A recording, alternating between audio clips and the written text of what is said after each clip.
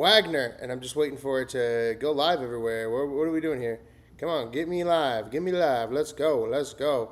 Hey, we got the Biden tapes tonight, y'all. The Biden tapes are tonight. It is officially happening. Who will be president in 2028, as our poll is every day. We got 834 days until election. We got J.D. Vance with 65 wins now. We have Marco Rubio with 4 wins. We have Gavin Newsom with 20 wins. And we have Israel with 1 win. All right, guys, get your vote in right now. The poll starts now. The show starts now. Let's get into the news before we get into Mr. Joe Biden and the secret tapes. Let me pull up the chat just so we can have the chat going right now. And the chat is live and up and going.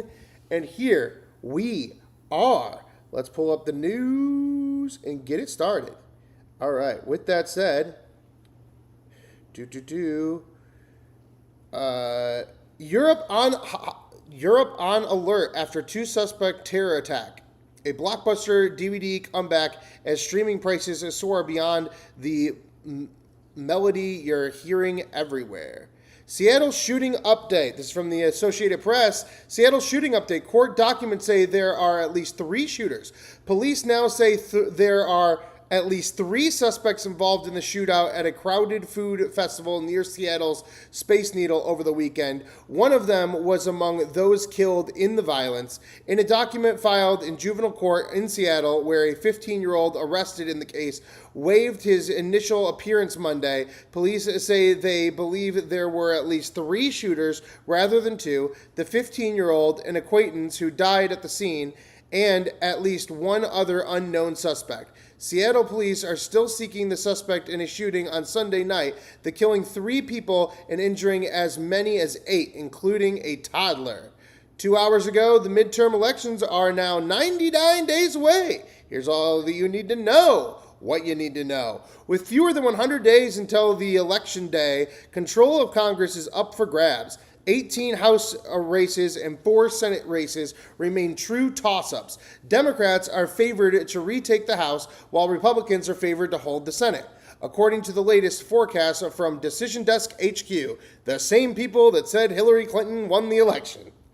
The odds. Prediction markets align with the polls. Kelce traders currently give Democrats about an 84% chance of winning the House, while Republicans have roughly 56% chance of keeping control of the Senate.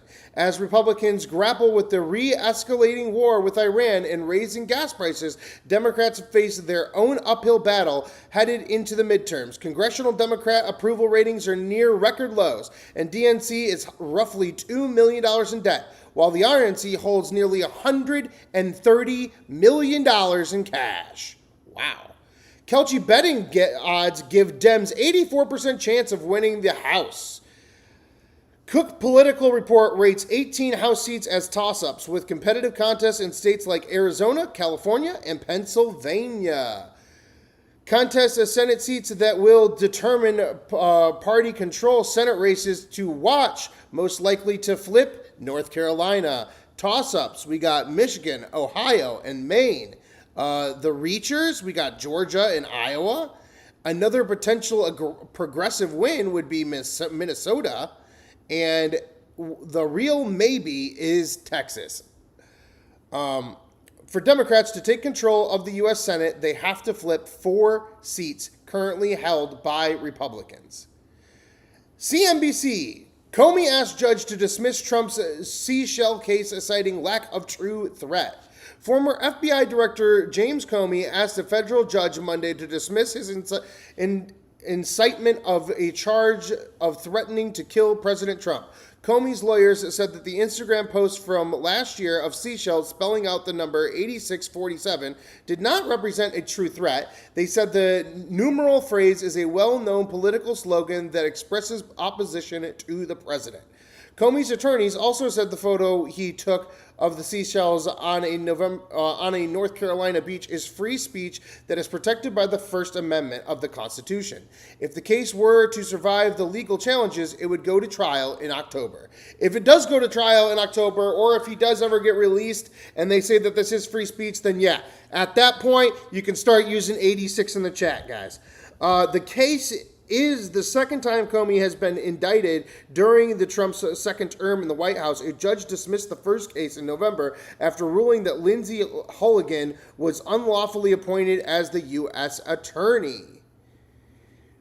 Trump says the U.S. halted strikes on Iran and Tehran's request. President Trump said on Monday that there was a good chance a new round of diplomacy with Iran could yield a breakthrough, but warned that he would quickly resume the airstrikes he paused over the weekend if that did not happen. We're talking right now, Trump told reporters aboard Air Force One. Iran's foreign ministry denied current negotiations with the U.S. Reuters, FAA says seats on hundreds of Boeing 737 MAX jets may need inspection. The U.S. Federal Aviation Administration said on Monday that seats on hundreds of Boeing 737 MAX jets registered in the U.S. may require inspection in case they were incorrectly installed and needed to be fixed. The seats could injure passengers and crew members during an emergency landing or block the aisle and slow an evacuation, the agency said. The FAA directive would apply to 453 jets registered in the United States. The agency only has jurisdiction over U.S. airlines, but foreign regulators typically follow FAA directives if applicable. Production quality problems were revealed in early 2024 when a door plug panel blew off a nearly new Alaska Air 737 MAX in flight. And Apple tops NVIDIA as the world's largest company. Apple overtook the chipmaker NVIDIA on Monday to become the world's most valuable publicly traded company about 2 years after it lost the title. Apple's stock prices finished the day up more than 1%, leading to the market valuation of $4.9 trillion. NVIDIA's stock, driven by the spending concerns, was down almost 5%, leading into the market cap of $4.8 trillion. And that is the news for the day, guys. Let's get into it. First, let's see. I just want to make sure that there wasn't a press conference with Donald Trump on the way home, that what they were referencing on the media there was something that happened when, that we already saw earlier today. We did see him aboard Air Force One there. We did see all of that. Did he go on? Did they do a press on Air Force One again? I don't believe they did, but I just want to double check. No, they did not. Okay, guys, let's get into it. It's Joe Biden time. Are you guys ready for this? Are you ready for this? I don't know if you're ready for this. Whoo, boy. Here we go, guys. Here we go, guys. Oh, boy. The Joe Biden tapes. Oh, I gotta put my headphones in. All right, here we go. Oh shit, iPad. Damn it, why does it always do Bluetooth there? Our whole class. No. Come on. And audio is in, and here we go. And thank you. There we go. Our whole class. And they came in the White House and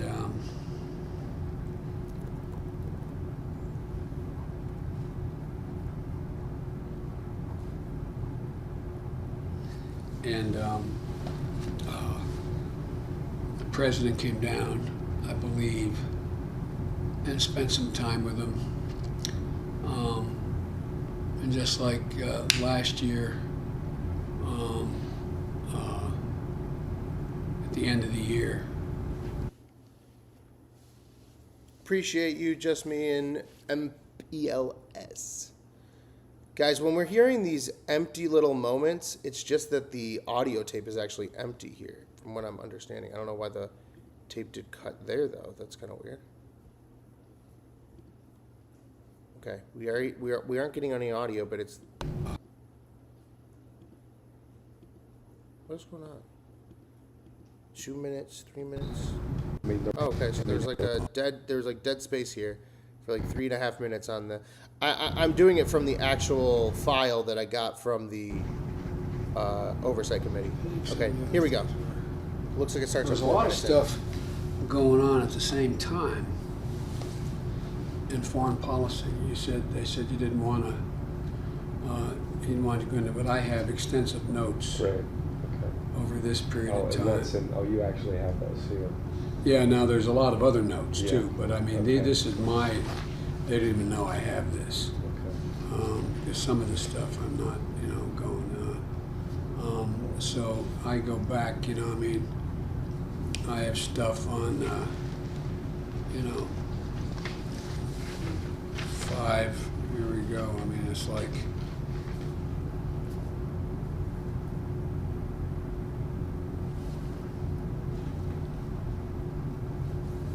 PayPal? I'll throw my PayPal in the chat if you all want to support. All the way up to.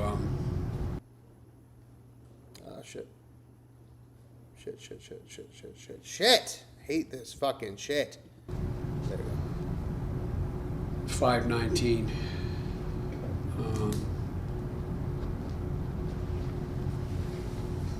19.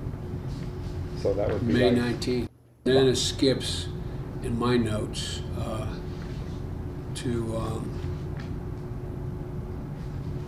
this is 15.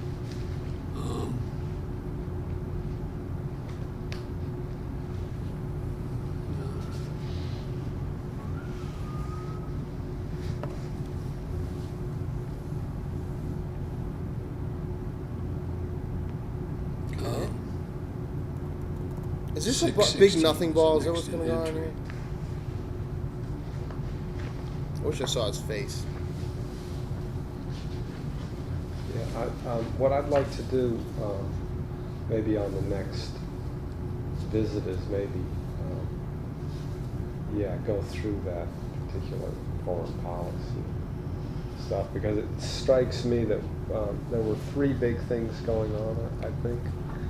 I mean, there were a lot of things, but Yes, the full I tape. think Iraq, Central America, and the About 6 Ukraine minutes in right seem now. to be the things that were It's almost 3 hours chewing long. up a lot of your time.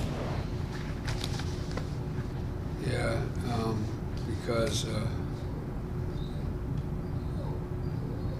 here's Comrades, February welcome. 13th.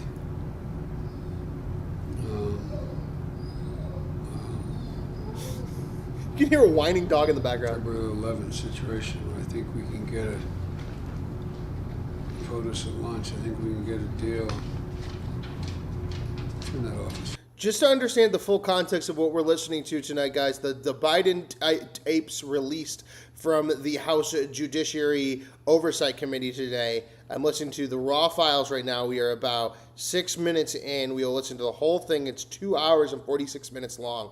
In 2016 and 2017, Joe Biden sat down with ghostwriter to draft his memoir, Promise Me, Dad. Special Counsel Robert Hur obtained these tapes in his investigation of whether Joe Biden mishandled classified information and released reports stating that Biden read classified notes to the ghostwriter nearly verbatim on at least the 3 occasions. These tapes, including Biden's poor memory, were a reason why the special counsel, Hur, declined to prosecute Joe Biden. In 2024, the committee has been seeking the tapes and recommended holding Zwonitzer in contempt of Congress after he failed to comply with our subpoena to produce them. Thanks to the transparency of President Trump and Todd Blanche at the DOJ, the committee has obtained the recordings of Mark Zwonitzer's interview with Joe Biden. This was recorded on October 10th, 2016. Yeah. Okay, and now we are on November 3rd, 2016. Their national strategy was, and we talked about a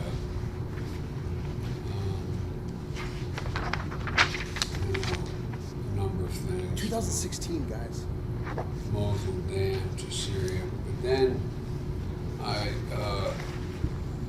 the 2nd, I was supposed to call, it was Kevin McCarthy.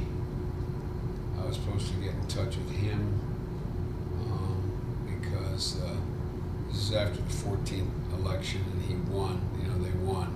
Right. And I wanted to talk to him about how we proceed. It looked like he was going to be speaker at that, or Well, no, not we thought speaker. he was going to be the number 2 guy, which Right. he was. Yeah. But he wanted to talk to me about what we could get done.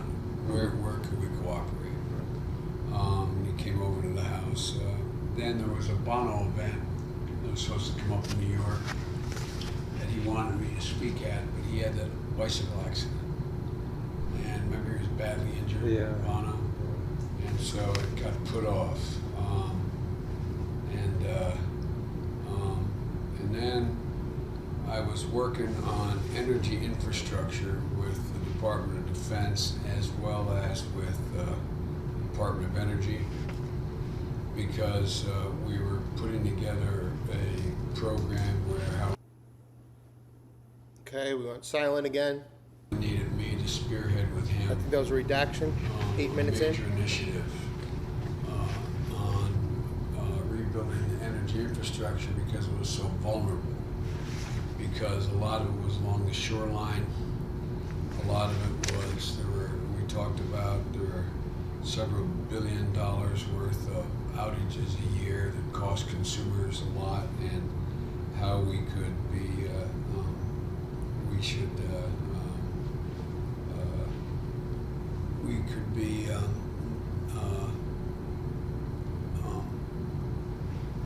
our grid could be vulnerable to being shut down, Right. not by cyber, but by natural disaster. Hurricane. Hurricanes and Sandy type storms. Was there any discussion of, does he ever talk about decentralizing, uncoupling from that grid and having Yeah, he talks about basically a new grid. What he talks about is, for example, he points out that there are, I don't have the numbers, it's easy to find out, several 100,000 miles of gas pipeline, most of it laid in the 50s, a lot of it leaking. Talks about what a clear and present danger is, particularly in New England. Talks about some of our water infrastructure being wooden pipes. There are still wooden pipes. Wood. Talks about how there's methane leaking from some of these pipes and the number of jobs we create. We could get all that information easily enough. And I ended up going up, I can't remember when, going up to Philadelphia to talk to the PE&G about all the stuff that they could and should be doing to significantly increase the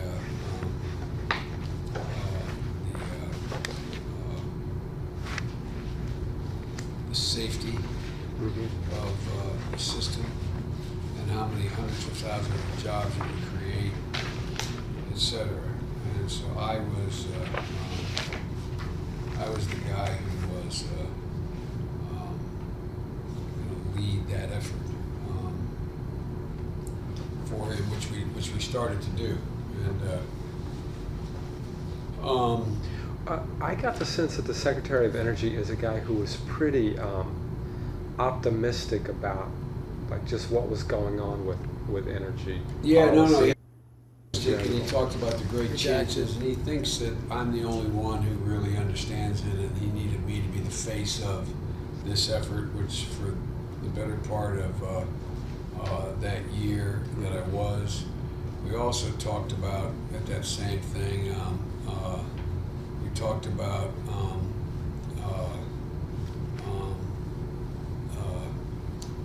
vets projects that had to take place, had to be to deal with the plight of veterans. I talked about Congressman Tim Murphy of Connecticut. He had a bill to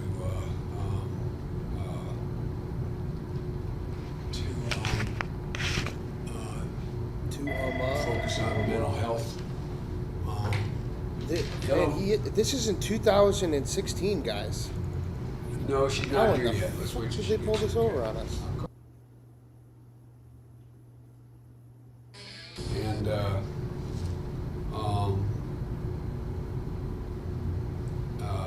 so I talked about that and gun safety and mental health. That was the connection. He was He's he was Congressman in Connecticut. so near Newtown. Yeah. Well, maybe not. I don't think he represents Newtown, but near. And then I talked with the National Security Advisor Susan about following up with Brazil and Dilma, which I was getting back on track. I was working her really hard. You had been there New Year's, right? To Brazil. Yeah. Remember though, I was the one that rebuilt the relationship with her. Right after the. After the WikiLeaks stuff, and all that. WikiLeaks stuff. And so I spent a lot of time putting that relationship back. Then she gets impeached, but I spent a lot of time, Tony and I, talking about Ukraine and unfolding. And I called Jim Inhofe. 2016, the Ukraine talking unfolding. About energy infrastructure. He's from Oklahoma, and talk about why this could work for both the energy producing guys as well as environmental guys to get funding for digging up the bad pipe, connectors and all that.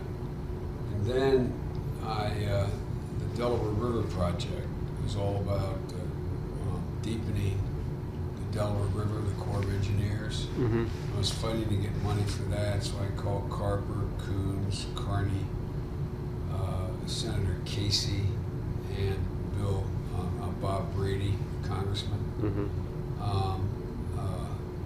And I had to call.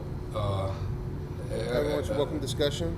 Elliot Tyler, Engel, welcome to the Foreign Mod Relations Club. Committee, That's who the right was idea, my fighting guy. the Iran deal to try to, rein him in, which I was able to do. And I had to talk about Carper supporting the Iran deal and help. Plus Carper was very engaged in helping me get funding for Central America and the Northern Triangle. So I talked to him about that. Was this all literally in that one day? Yeah. My God. And I. Best thing on YouTube. Appreciate you.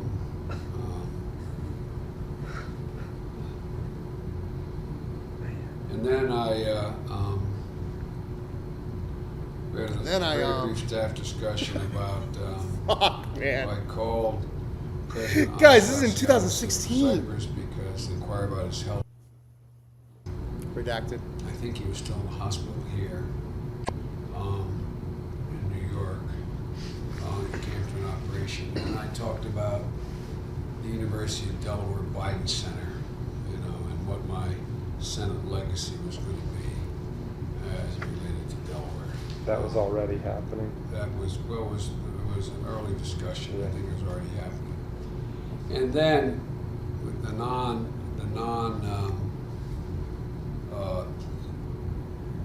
non-classified part of what This is 5 days before Trump is elected against Hillary Clinton. He's currently the vice president doing this interview. discussion with POTUS that day was talking about Ready for Joe.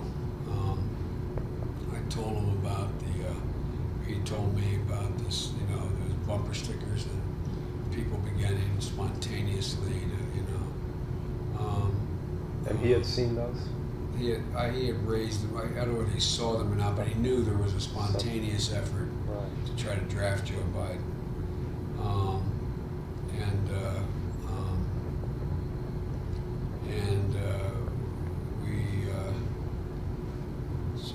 We Current vice president. And then POTUS was talking about you got to avoid the. I can't remember what he meant by it. Avoid the Mitt Romney, John Kerry situation, which is where they Where's the got. thought? Exactly. I assume he means they got pulled in to start earlier than they We're supposed to. And he said, his comment to me was, I'm very protective of your legacy and your image. Before you do anything in responding to this effort to get you in, why don't you wait till you get, I told him that Mike Donald was doing memos for me as to how to run if I ran. And he said, then decide, because you can always change your mind, in 3 minutes here. You don't have to go on this. Yeah, there are two different interviews. Right now we're listening to November 3rd, 2016. This is Vice President Joe Biden, sitting Vice President Joe Biden speaking to a ghostwriter 5 days before Donald Trump becomes elected President of the United States. This is 5 days after Comey reopened the investigation into Hillary Clinton. This sits right between the two.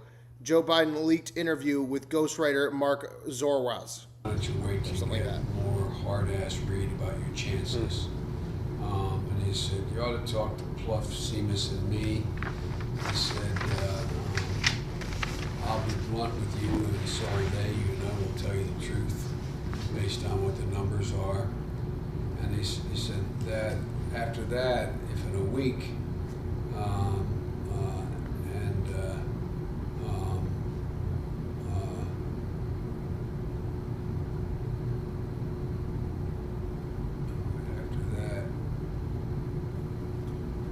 Oh my God, guys. Oh my God. That is seriously, I don't mean to be a Fox News person or whatever, but that is seriously chilling. He thinks Hillary Clinton's going to come into the White House. He's currently the Vice President of the United States. This is before anything ever happened, before Donald Trump even got into the White House. And he can't grasp his own memories in a private session with a ghostwriter talking about his life. This is not a stutter. This is crazy. This is a sitting vice president being protected by Obama and Hillary. What the fuck? No wonder they didn't want this release. It's not even about the information itself. It's all redacted. But the fact that we got fucking duped that far, that hard, the motherfucker was brain dead in Obama's administration before Trump was ever elected? Oh, after that, within a week, we have this discussion with you, me, Seamus, etc. Then you can decide or not decide whether or not you should let Ready for Joe go. Right now, we are listening to November 3rd, 2016. I just want to say hello to everyone on X. Right now, we are trending on X. Thank you, Elon Musk. And let's get back to it. Usually, we're only live streaming via mobile on YouTube and Rumble. But tonight on X, we are popping off. Appreciated, obviously, Hunter Biden tapes. All right, now this is the quietness again. This must be all redacted. This is not. I am playing it right now. We're at about the 19-minute mark, 18:50. And we're about 19 minutes now. I'm just kind of waiting for the redaction to come back. Okay, 19 minutes now. Here we go. Still November 5th. November 3rd. About great rollout. What was I talking about there?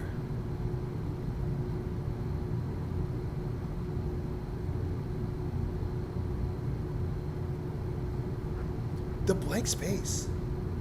The blank space. I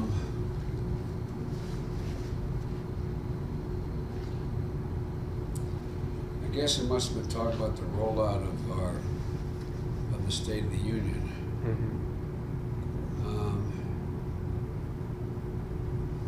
I guess I might have been talking about them.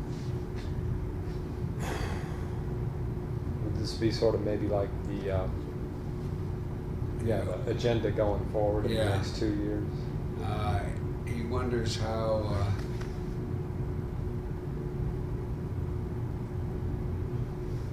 So much BDS? Bro, that's just the way to cope. This isn't even BDS. This is before Biden was even running for president.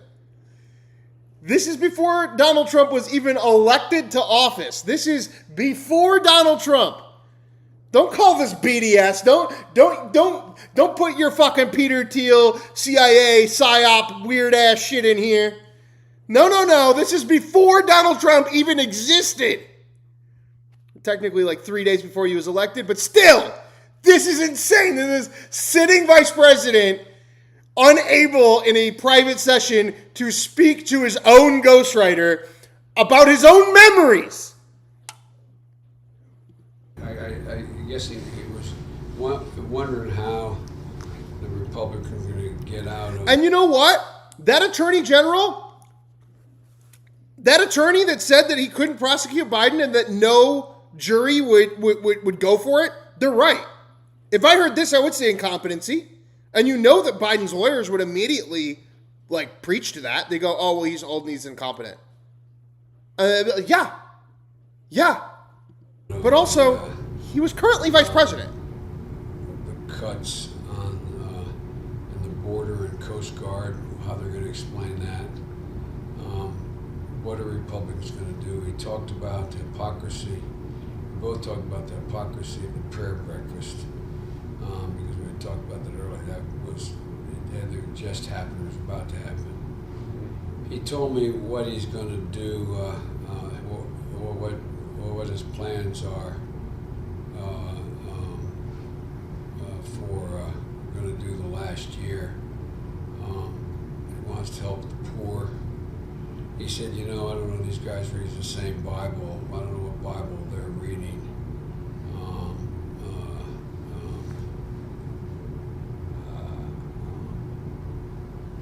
I don't know what Bible these guys are reading. We talked about the Central America strategy. He really liked my op-ed that I did on Central America. He said in this situation we have to detail how you're going to lay out. This is the Northern Triangle. I told him of the tentative plan for me to visit the Triangle before heading to Panama.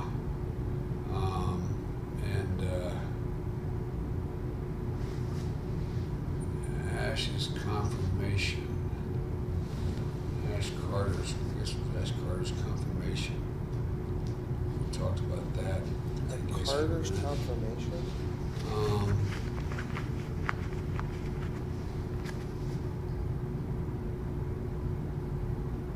So, can I ask you two things about that lunch? One is that Jill was when the he president. said, "I'm very protective of." Facts. Somebody in the comments says Jill was the president. Facts. There had to be a keeper. If this is how he was when he was vice president. Of your legacy and your image. He was worried that I would get into,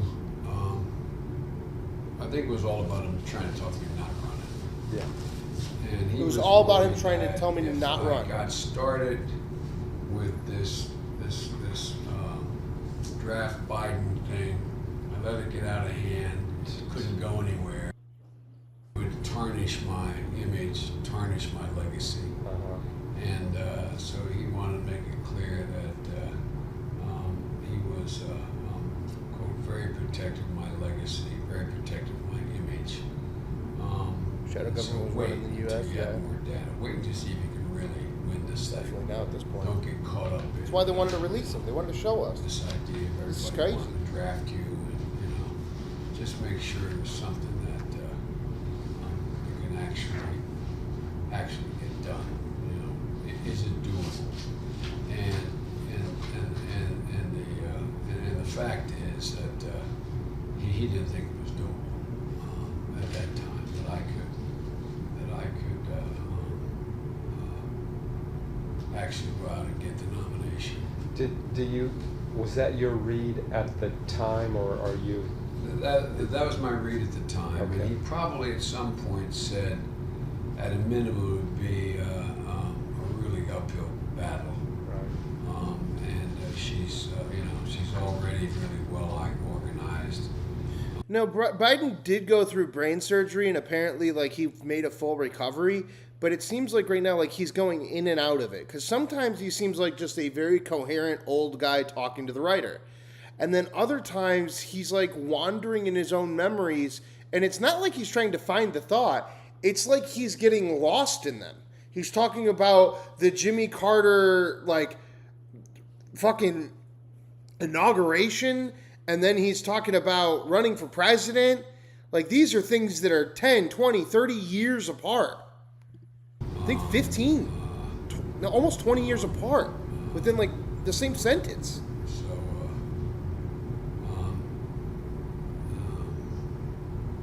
and then, a few days later, I noticed Ron Klain in my meeting.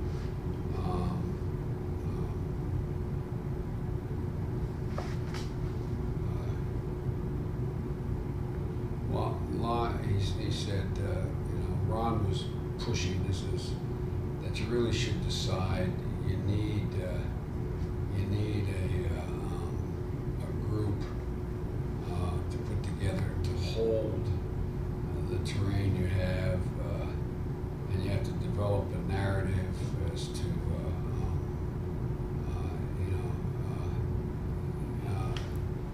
how I'm going to decide. So the narrative to tell the press, I am thinking about it, but this is my decision process. And you need to explain the decision criteria for people.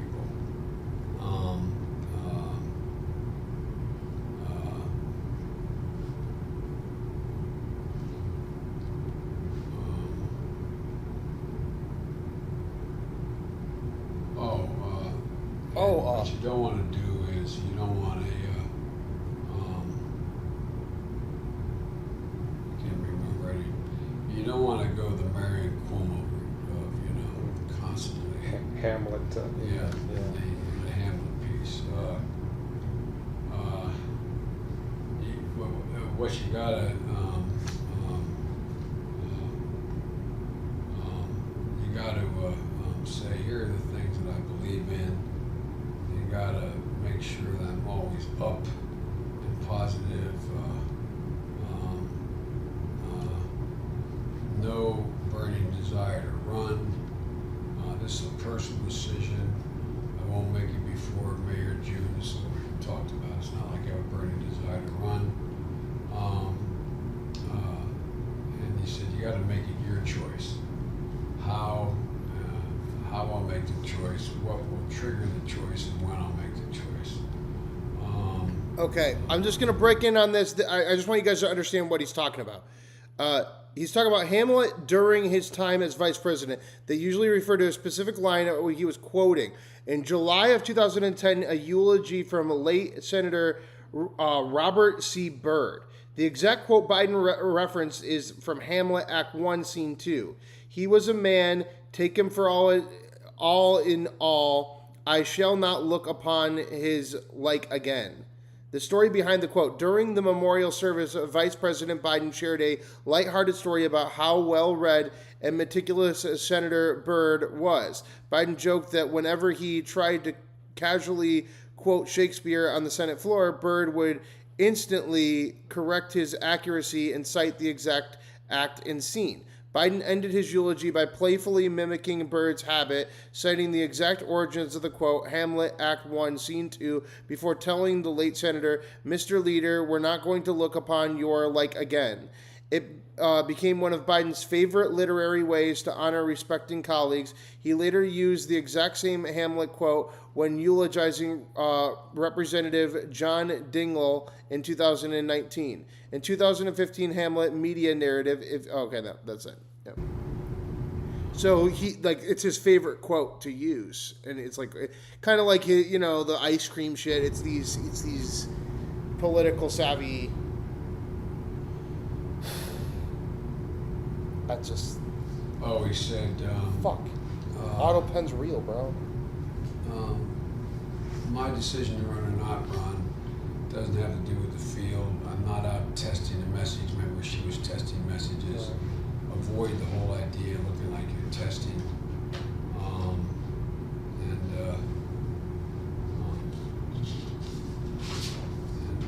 Then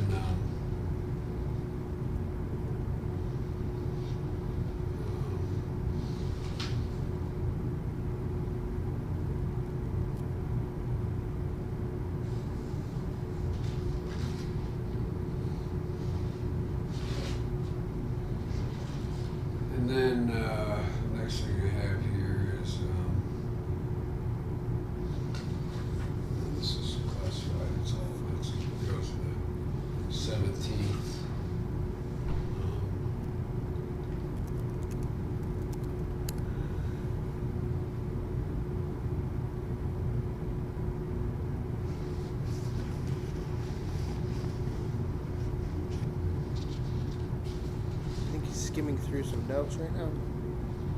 Still November 3rd, 2016.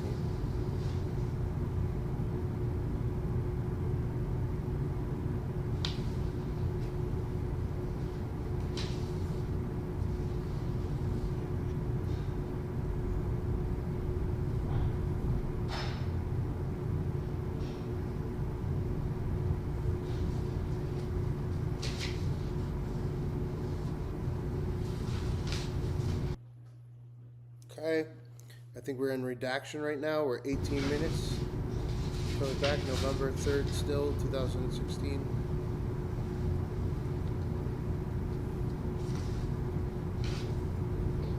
I think we have that pretty well covered in that from the notebooks you had the last few times.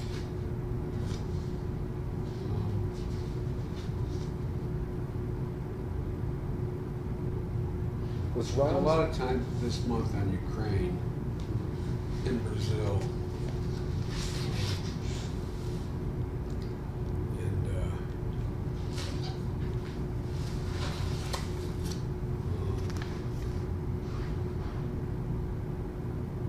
So how did you bring Dilma back in the boat? So I really wooed her.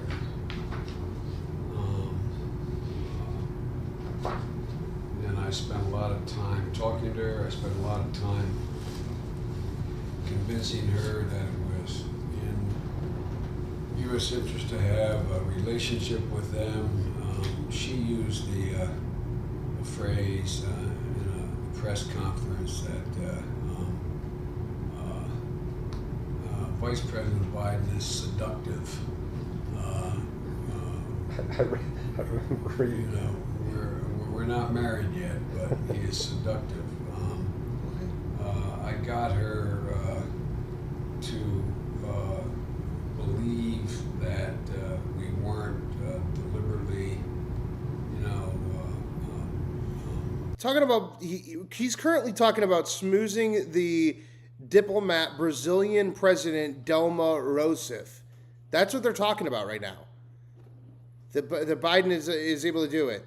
During his time as vice president during the Obama administration, Biden was often deployed as a diplomatic point man to Latin America because of his ability to charm and connect with foreign leaders, a skill that was put to the test with Dilma.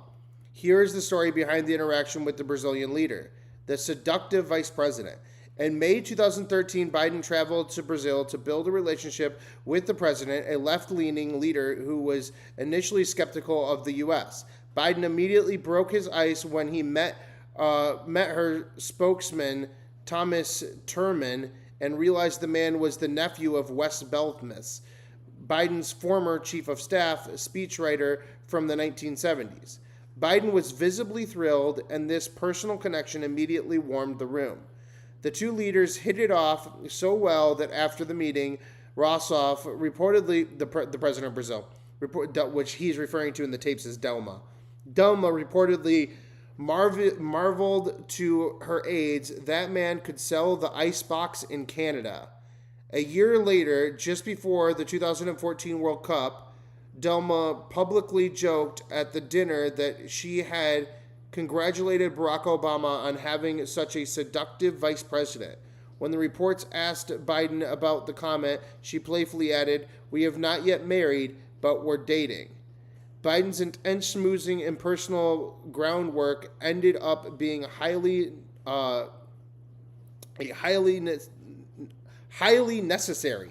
Just weeks after their successful 2013 meeting, the Edward Snowden NSA leaks revealed that the U.S. government had been actively tapping Dilma's personal mobile phone.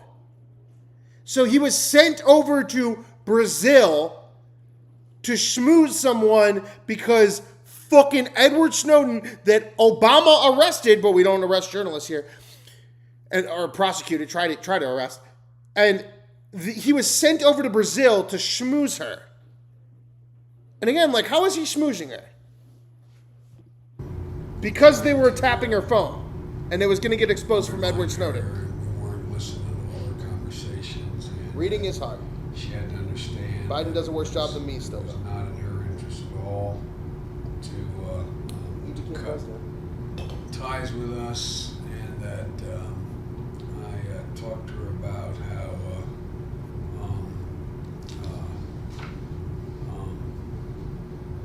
I made a commitment what we weren't going to be doing in the future in terms of dealing with her and her government. And the bottom line is that she began this. She said, okay, and she wasn't going to come to the United States. I worked out. Redacted. I worked out. Redacted. I worked out. Redacted. What the fuck did you work out, my guy? This is the shit that I don't like. This is the shit that makes me think that everybody's in cahoots together. Why are we redacting that? He worked out what? What the hell did he work out? She would be able to come and it basically patched everything up between the two. But I just worked really hard. Yeah. Was honest with her. Didn't in any way mislead her. How strongly did she register her anger with you? Very strongly. But then she came back saying you were charming? Trust anything America was doing, but I said, you can trust me, I'll level with you. And then I talked with her about, tell me what your greatest political problems are. Maybe you can use me as an excuse to why you have to do what you have to do. I had multiple phone calls with her. Went down and visited her, talked about,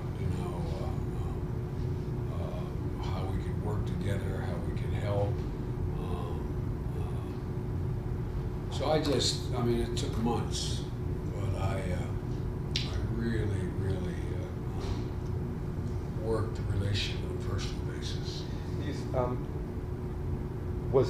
Was her visit here sort of the moment when you felt like it was put back together? Yeah. That was she had refused to come, and I had talked her into coming, and have the equivalent of a steak dinner, and to show her respect for her, because she was getting a living hell beat out of her at home for dealing with us at all, with like cut off relationships, etc. Didn't you have a personal connection, somebody, like a nephew or something that she had? No, but I paid a lot of attention to. I'd have to go back, and I'm sure I'd get a lot of material on the Dilma relationship. There's a lot of stuff that I'm feeling the relationship, and there was a cut right there.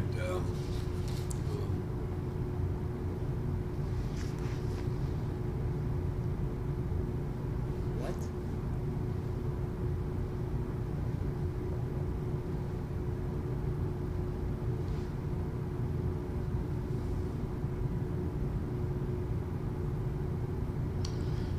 I'm sure I can get us a lot on that.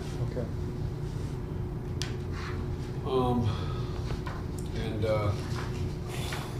So his big moment was basically going over to Brazil and convincing Brazil not to fucking destroy ties with America after it was exposed through Edward Snowden that we had been tapping the president's phone.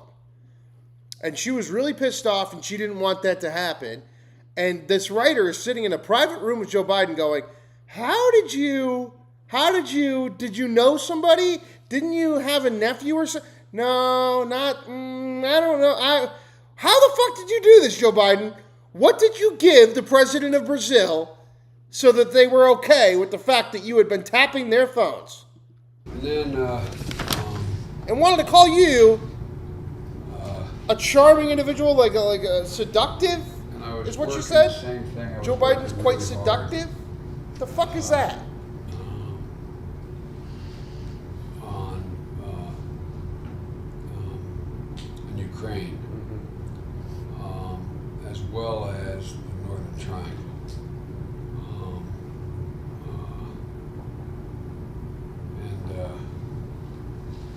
I also was meeting with the Qataris and Middle East about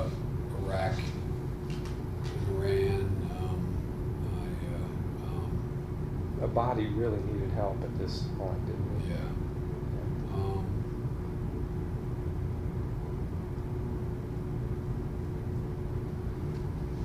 Body health.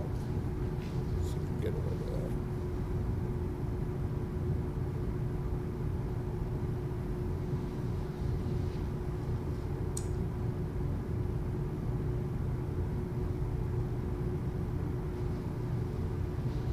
Abadi helped. It sounds like you were asking about the intense diplomatic and military support of Vice President Biden provided to Iraqi Prime Minister Abadi between 2014 and 2016. During the Obama administration, Biden was tasked with being the point man for the United States policy in Iraq.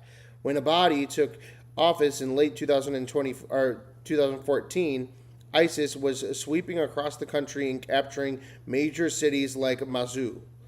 Over the next few years, Biden's primary job was to help Abadi hold Iraq together, push back ISIS, and navigate massive political and economic crisis. Here's how Biden helped Abadi during those critical years. 1. Defending ISIS and managing Iran. When ISIS threatened to tear Iraq apart, Abadi needed heavy U.S. military assistance. Biden was instrumental in coordinating U.S. airstrikes, intelligence sharing, and military training for the Iraqi army. However, Biden's help was also highly political. In battles like the one to retake Tikrit, Iranian-backed militants and Iranian Quds forces, Commander Qasem, were trying to take all of the credit. Biden actively worked with Abadi to ensure U.S. air support was only provided if all fighting forces operated directly under Abadi's chain of command as commander-in-chief. This helped Abadi sideline rogue Iranian influences and establish the Iraqi government's authority. 2. The 2015 damage control call. Biden often had to play the role of reassurer-in-chief to help Abadi save face internationally. The most famous example happened in May of 2015 after ISIS captured the city of Ramadi. U.S. Defense Secretary Ash Carter went on television and bluntly stated that Ramadi fell because Iraqi army showed no will to fight. Carter's comments were seen as humiliating and severely undercut Abadi's fragile government. Within hours, Biden got on the phone with Abadi to smooth things over, publicly praising the enormous sacrifice and bravery of Iraqi troops and reaffirming total U.S. support of Abadi's leadership. And 3, financial and political lifelines. Iraq's economy was collapsing during the war due to military expenses and plummeting oil prices. Biden helped Abadi secure international financial assistance by rallying the G7 and International Monetary Fund to keep the Iraqi government afloat. Biden also used his decades of relationships in the region to help Abadi broker a historic, long elusive revenue-sharing oil deal between the central government in Baghdad and the Kurdish region government in Erbil. More time on the phone than with my wife. Biden's commitment to helping Abadi succeed was incredibly hands-on. During the April 2015 speech at the National Defense University, Biden joked about the sheer volume of their communication, telling the audience, "He and I have probably spent more time on the phone than I have with my own wife."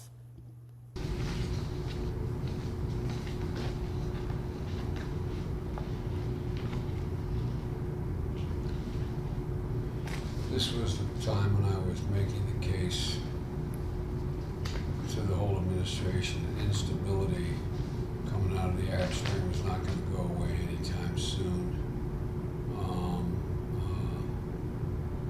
There was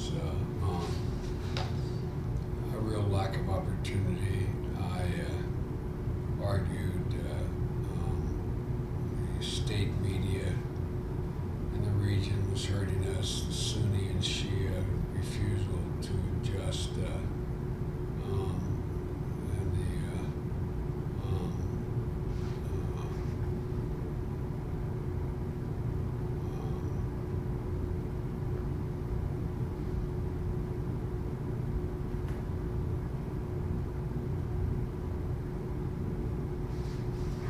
what's his name?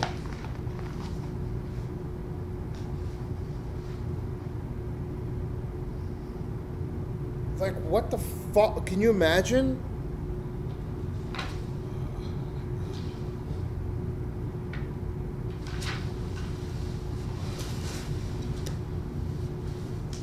I just read what he did. He was supposed to explain it, and then he just said the Arab Spring wasn't going to stop, and what is there any one of those Iraq, the Northern Triangle, Ukraine, and Brazil that really stood apart as, you know, man, we got to get this right, and or is it just you've got to keep all these balls in the air all the time? It was about trying to manage. I never thought we could do. I thought we could get Brazil right and repair that relationship out of our own interest. But I thought that there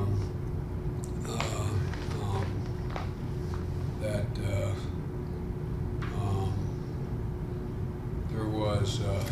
And all this time we're working on the, we had done the Iran deal, I think, by this time. It was the framework was being worked on. Yeah. I think the framework happened in April. Yeah. And so I was of the view that,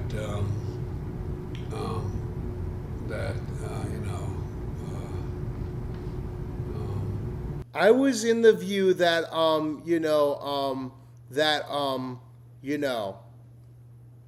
No, we don't know. You want to let us know? Holy fuck, this is a private meeting with the writer. He's just trying to get shit to write the fucking book.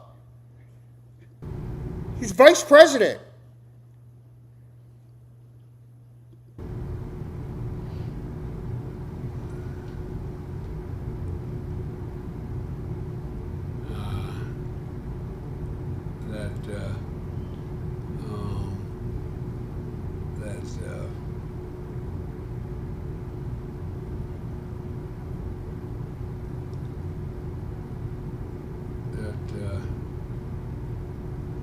all we could do was really manage what was going on.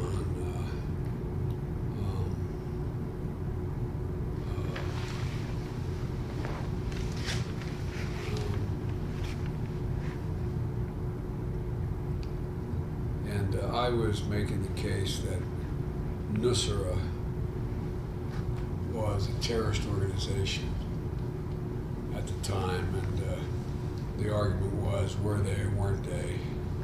And I was making the argument they were. And I was talking about we just have to figure out how to manage this. At the same time, I was... Where was Nusra operating? In Iran. I mean, excuse me. In Iraq. In Syria. And then, at the same time... What the fuck? What the fuck? We were just talking about Iraq for 25 minutes. We said that he said the Iraq, the Northern Triangle, Ukraine, or Brazil. Was there one that was like fundamentally better than the others? Or like more important to you? I knew we could get Brazil right. The Middle East, Iran, I think the deal, writer says, yeah, I think it was around April. Yeah, the deal, as I was saying, the thing that, so that's when we were up there. Oh, in Iraq? No, in Syria. What the fuck is going on? I was making the case on the phone constantly with Poroshenko about help them against the Russians, because it was the 26th of February. They really were looking for counter radars to defend themselves. They were looking for anti-tank weapons, and they wanted the Global Hawk, which was able to look down capability, and also I was still working on Brazil and a potential state dinner at the same time.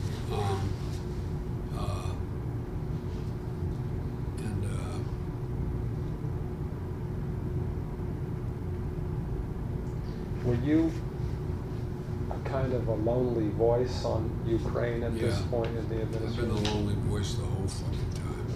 Oh my God! Oh my God! That was an opener. Yo, are the Bidens like a comeback, or did the Bidens fuck up Ukraine to begin with?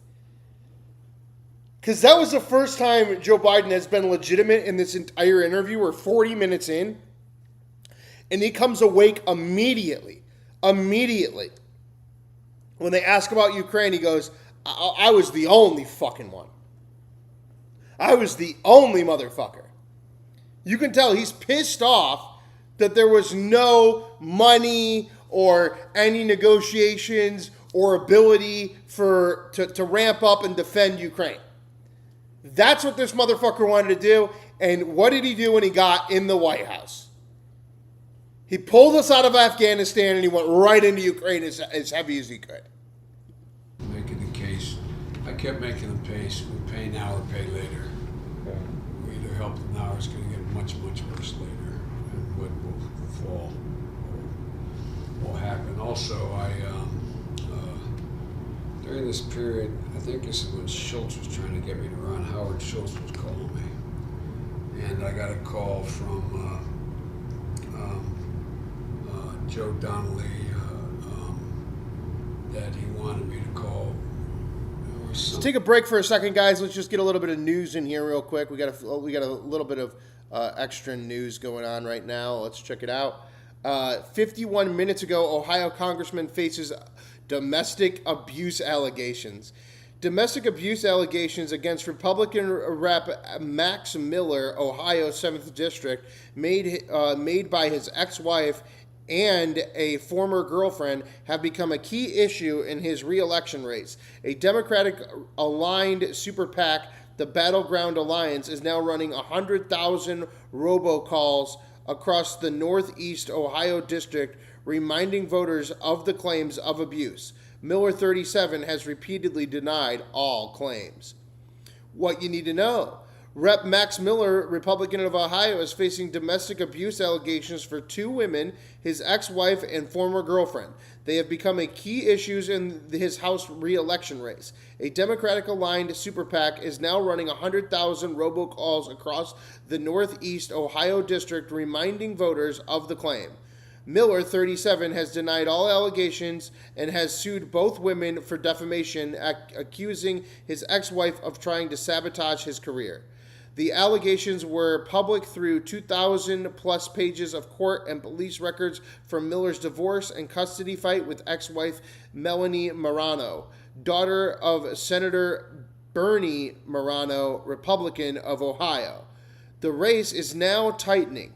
Cook Political Report recently downgraded the seat from solid Republican to likely Republican, and one poll has Miller up just a point. Allegations against Miller. Ex-wife Emily told detectives Miller threw hot water at her, shoved her into a wall, and held a gun to her head. She said she never filed a police report, feared no one would believe her. Ex-girlfriend Stephanie, a former Trump press secretary, wrote in Stephanie Grisham. Whoa. Ex-girlfriend Stephanie Grisham, a former Trump press secretary, wrote in 2021 that Miller was physically abusive while they dated. Politico reported he shoved and slapped her. She is suing him for violating an NDA they signed following their relationship. The records surfaced when police investigated how the couple's 2-year-old daughter broke her collarbone. Investigators ruled the abuse claim unsubstantiated. Filings also alleged drug use and threatening texts to his former father-in-law, Senator Marano. Miller denies all abuse allegations. NBC News, Fetterman now debates remaining a Democrat. Senator John Fetterman Democrat of Pennsylvania may do the worst harm to Democrats. They need to flip 4 seats to be able to win the Senate, but they might actually lose a seat in the midterms. Repeat breaks with fellow Democrats are fueling renewed questions about his political future. The Pennsylvania senator has increasingly clashed with progressives, particularly over his outspoken support of Israel and criticism of the Democratic Socialists of America as the dirtbag left. Fetterman recently said support of Israel is a red line, warning he could leave the party if Democrats become anti-Israel. His comments come as Democrats are aiming to flip 4 Republican-held Senate seats this fall to reclaim the majority, a path that assumes Fetterman remains a Democrat. Republicans, meanwhile, have openly acknowledged efforts to recruit him to switch parties or caucus with the GOP, though Fetterman has repeatedly said he has no immediate plans to leave the Democratic Party. New from NBC News. Still a lot of ifs, but the stakes of this prospect are high. Fetterman's term expires in January of 2029. Non-zero chance Dems pull off an upset this fall and flip 4 seats to win 51-49 majority. A Fetterman defection could hand control of the Senate right back to the Republicans. Since taking office in 2023, Fetterman has voted with Democrats 90% of the time, but he reportedly broke with many Democrats on several high-profile issues. He has been one of the Senate's strongest supporters of Israel during the war with Hamas, backed tougher immigration and border security measures, criticized the Democratic Socialists of America and other progressive factions, and at times supported several of President Trump's cabinet's nominees, Pam Bondi, and foreign policy positions, Iran, Venezuela, putting him at odds with many members of his own party. All right, guys, let's get back into the tapes. Something about Father Hesper. Did he die? At Notre Dame. At Notre Dame on the 27th of February.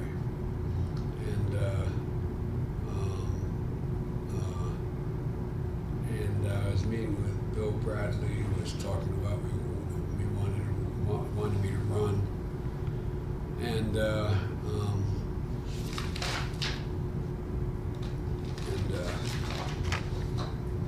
then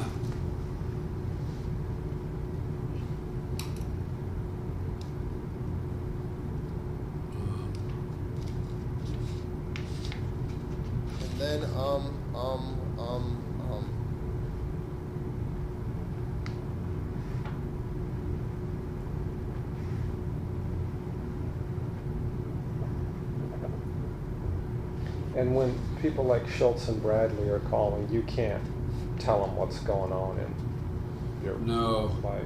No, I didn't. So I was thinking about it.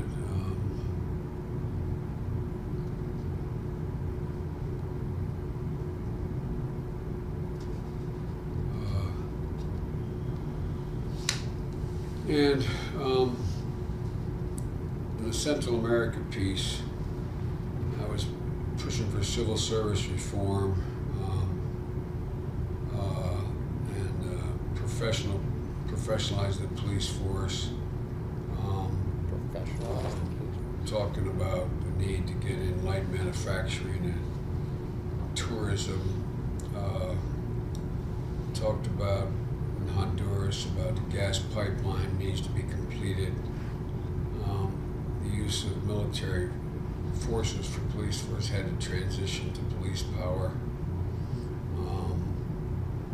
You had to finish the gas pipeline from Mexico or you get it underway. But that regulatory changes in the utility industry were needed to get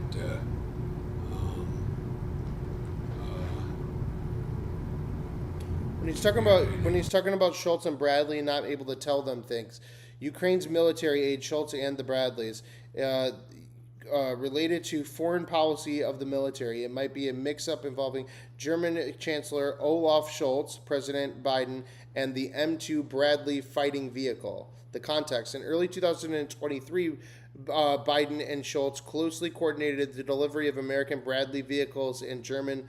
Wow. Wait, former Starbucks Schultz and former Senator Bill Bradley are both prominent. Oh, no. That's not. Something to do with Ukraine. Like to get investment in there, they needed to. Yeah, but they also, in order to get it built, in order to get investment, to get it built. Wasn't there also a mechanism that they had to sign off on, like it was almost a UN policing mechanism? Yes, I insisted that this was before that. I'm trying to get the time frame. That's when we got to have somebody sit down with me when we do this. The time frame was that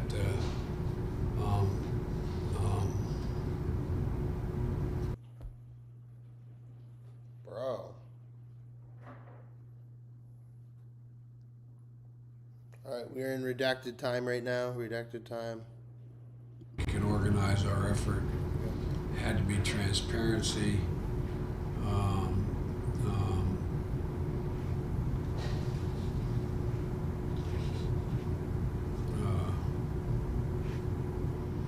We needed to. Guys, let's get our second hour of the poll going. I'm going to let the audio roll on this, but let's get that poll going. Mitigate or solve a lot of the problems. Need to be structural changes.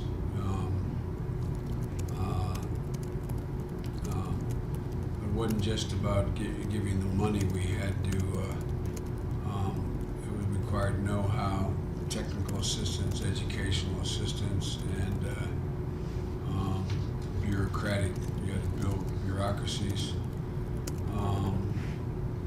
and we had to lobby beyond the government. We had the civil society, religious society, the business community, and in detail what they were going to do was absolutely necessary.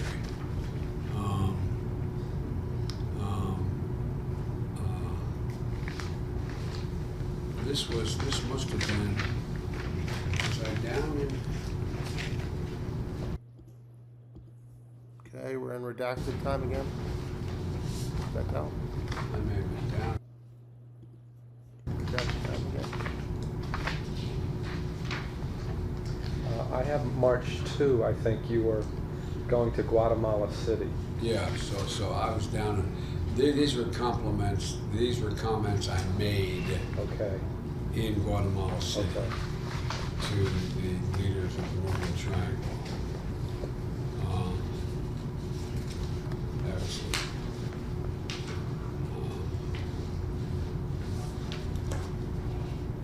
Is there some fun when you're on these trips no. down there?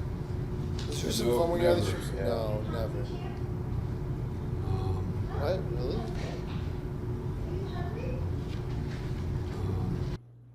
Somebody asked him if he's hungry, and then they cut the tape again. Back out of Yeah, redacted I time. went to Guatemala, Hernandez, of Honduras, and Sanchez Serene of El Salvador. I met with and leaders, other leaders from their communities. So that was in what was that in. March 2nd, I have. Yeah, March 2nd. It was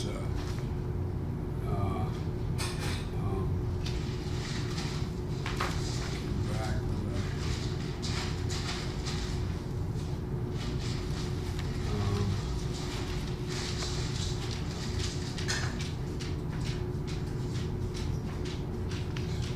Interesting. that was on the 3rd too. I met with multinational government organizations. Went to a state visit of a model police precinct. And Here, then I get had somebody in the kitchen in the background. Obviously, he was hungry. and came home. So You know what's interesting about that day? It looks like you had a a call with Abadi while you were there. I'm sure I did. Yeah. Yeah. Because I was the guy who, you know, everybody. The only guy Abadi really trusts is me. The triangle guys, Dilma. Okay, so you're saying that it was interesting that he had a phone call. So, one, it's weird that he's saying that there's no fun ever, because if you ask Joe Biden in his presidency, it was like, yeah, we stopped and got ice cream every fucking time. Now he's like, none of it. It was never fun. Those trips were never fun. But apparently, they're talking about right now a time when he went overseas to talk to somebody in Guatemala, and while he was in Guatemala, the Iraqi president called for backup.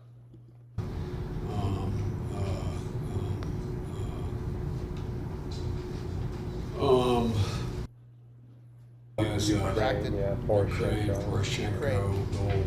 all those guys. And then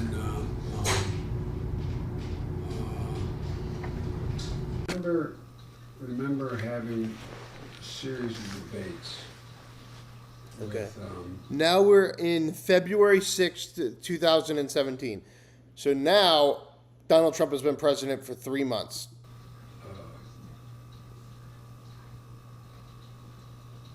the nuclear scientists who helped develop the atom bomb,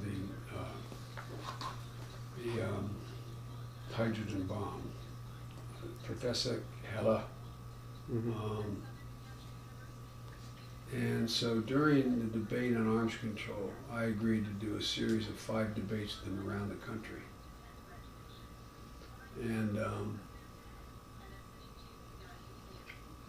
And they were really pretty, I should make a note of that because I think that's a memoir book. They were really, really significant debates. And we did one out in California and we were televised. It was during the Reagan era and Star Wars and, opposition to arms control. And Edward Teller, the father of the hydrogen bomb.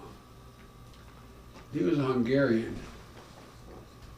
who lived under communism. And the argument he made was that in a nuclear exchange, we would lose, the Russians would lose at least 20 million, up to 35 million people. And we would lose as many as 12 million in the retaliation. And he said, but the Russians will still strike first because they don't care about their people. They'll absorb 20 million to 30, 50 million, 20 to 30 million loss. And because they lost in World War II, 20 million That's people. what they tried to do. They don't value Drones are really helping us now. And because they lost 20 million, they're prepared to lose it again. And I remember saying to him, I don't know what made me do it. I said, Professor, he would never stand next to me when we debated. We'd be on a stage and there were, there were over 1,000 people every time we debated. And the podium would have to be at opposite ends of the stage. He would not do in the middle. He wanted to make a point.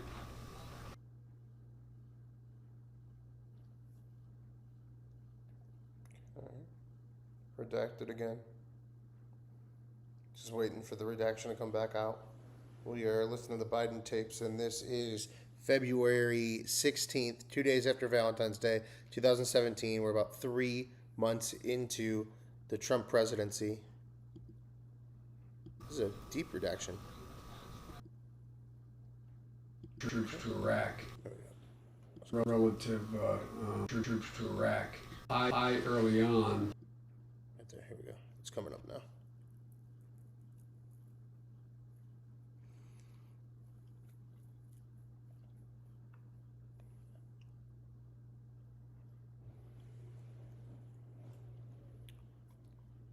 So this was, Here we go. I early on, in 2009, I just found all the classified stuff downstairs. I wrote the president a handwritten 40-page memorandum arguing against deploying additional troops to to Afghanistan, on the grounds that it wouldn't matter, that the day we left would be like the day before we arrived. What? Was pushing. Yeah. Yeah. And I made the same argument relative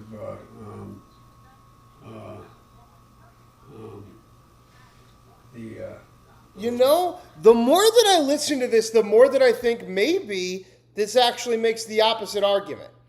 It sounds really bad because, like, he's fumbling and bumbling and he's doing the Joe Biden thing. But again, we don't know the context of whether there's no video. We don't know what's actually going on in the room between him and this guy. All I can say is now twice he has done things that have influenced, that only he would influence on the Democratic side directly based off of this interview. The first of which is Ukraine. He said, I don't think anybody gave a fuck about Ukraine except for me. And look at what he did the second that he got into the White House. And the other is Afghanistan. He was the one that was arguing, if we put more troops in, it doesn't matter. At the end of the day, it's going to end up being like how it was when the day that we fucking arrived there. He had that thought independently. And he was put in charge of going to these countries, Afghanistan, Ukraine, Brazil, etc., to negotiate these deals. So when he becomes president, obviously, he goes, all right, we got to start fighting fucking Russia, and we need to pull the fuck out of Afghanistan because that's nonsense. Maybe there wasn't an auto pen. Maybe Joe Biden is crazy, but he was his own version of crazy. For example, it starts off General Austin saying, quote, I don't know if we can have a unified Iraq. I don't mean we have to decide that now, him saying. I wrote that piece now 11 years ago, 12 years ago. Need to think about the future of Iraq if just the Kurds are different.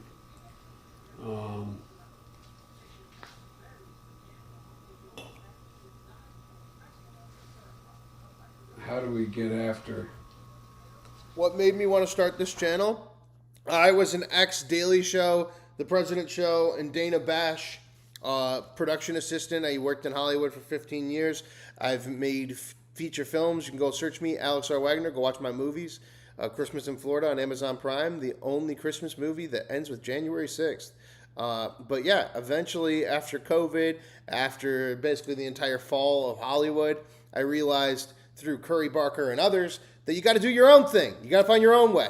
So I was like, you know what? You know that clipping that I used to do for news networks where I would clip 3 seconds for them and then we would repeat it for 12 hours in a row? Why don't I just do 12 hours of news but not clip it and do commentary like a podcast, like a Joe Rogan CNN combo?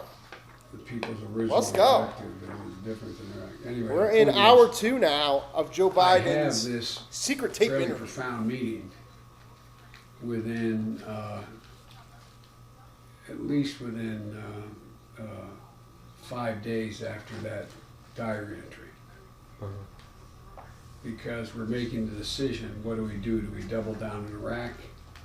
Do we move toward what I argued 5 years earlier, that we should have in Iraq and Afghanistan, we should have a counterterrorism strategy I'll be back one rather than a counterinsurgency strategy of occupying and changing hearts and minds.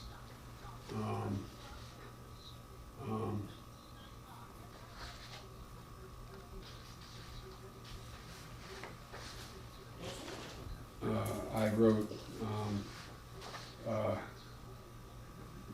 Brennan's talking about Iraq, and I wrote,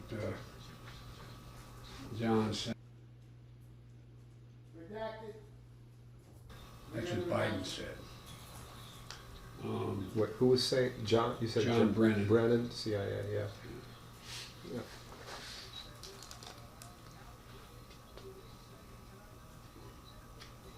And the chief of operations, chief of staff, or the chairman of the Joint Chiefs of Staff, but we got to get it about right.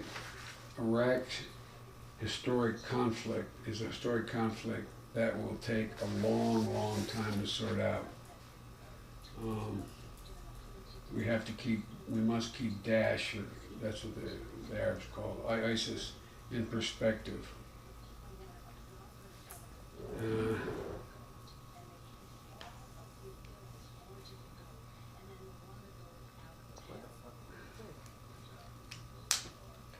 You know, I think about that hearing you held in the run-up to the Iraq War in probably 2002. I mean, you had people testifying and laid out.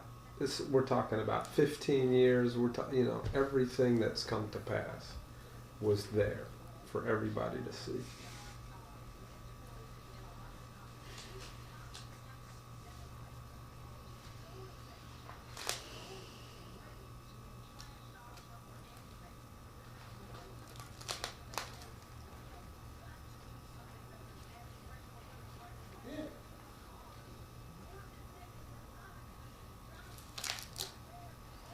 Then on the 7th, I had a meeting with Ted, Steve, Mike Donnelly on the 7th of July.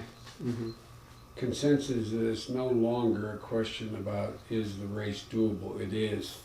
The question was, when would I need to show my hand to be plausible? Mike thought an exploratory in mid-August was necessary to announce early in mid-September. Thought we could wait for things to play out a little more. Discussed the July 17th candidate event in Iowa, which I was invited to. I said it was too early. Others were less certain. Redacted.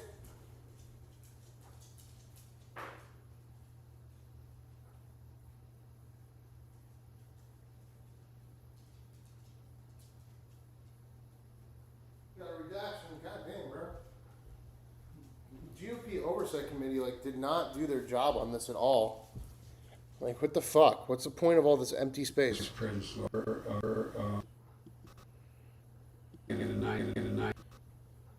like they don't want you to. It's the same thing as the Epstein files. It's like they don't want you to fucking do it. Said, that was Knew it. Kennedy. Yeah.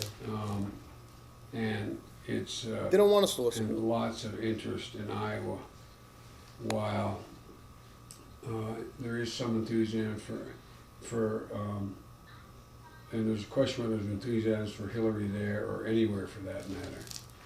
We basically left it that because I had to go back to the White House for a reception with Democratic senators, during Q&A, Barack said, the best decision I've made was asking Joe Biden to join me.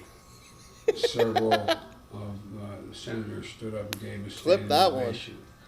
He said even then, he'll go down in history as one of the best vice presidents of all of history. He has been with me in every decision I've made, and he's always had my back, even when I've been wrong. And I wrote here, generous comment.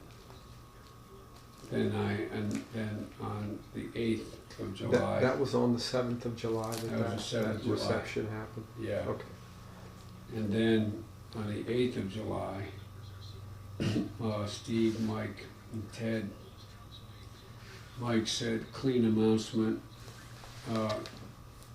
clear announcement, clear assessment of negative attacks from Hillary. State my position on money, exploratory committee in August, polling in August, 30 persons, find a lawyer, a digital director, a press person, let what happens come to you.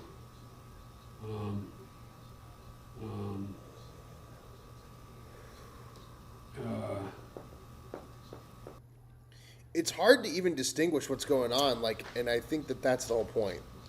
from their perspective, it's a good thing because it makes him look like an idiot.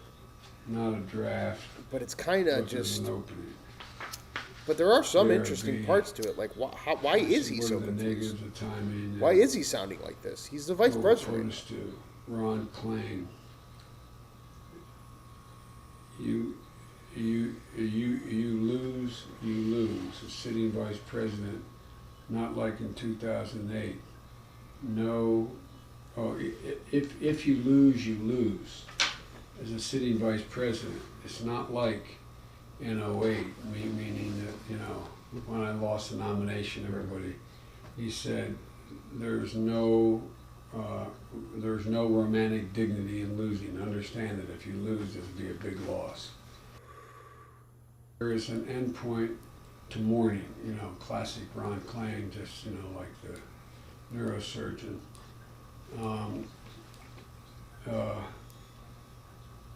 This turns on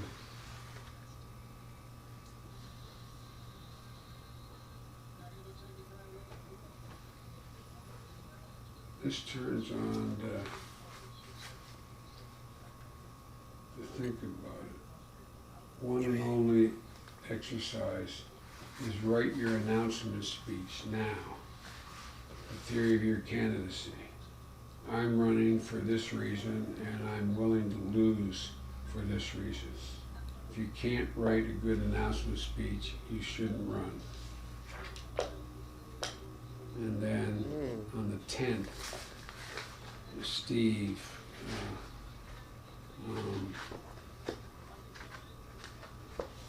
He wanted it too. Like everything about this kind of like, the optics of him fumbling and bumbling and putting out Joe Biden and being like, oh, look how crazy he is, and Fox News will clip it so that they can get more Republicans and stuff. But at the end of the day, this kind of argues against the auto pen.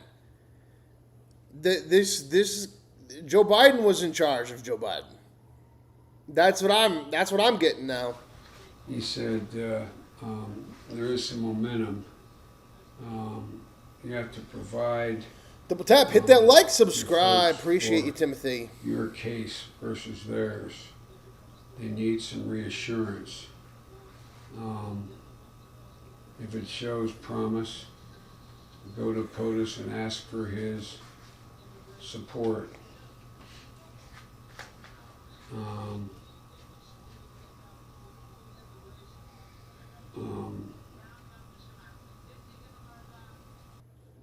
See, best advocate. Strong desire for, this is about the middle class. You are the best advocate. That's what the race is about, the middle class. You're the best advocate. There's a strong desire for the real versus the phony. Intense dysfunction.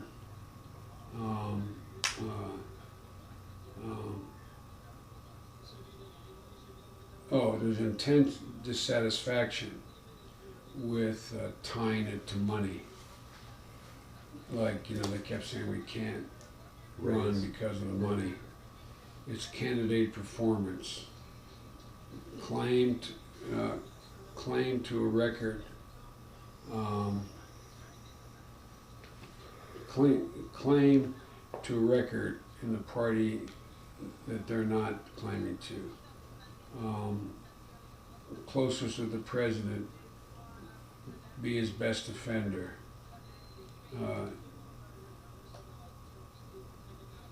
Change within a month. People see great strength and resilience in your character.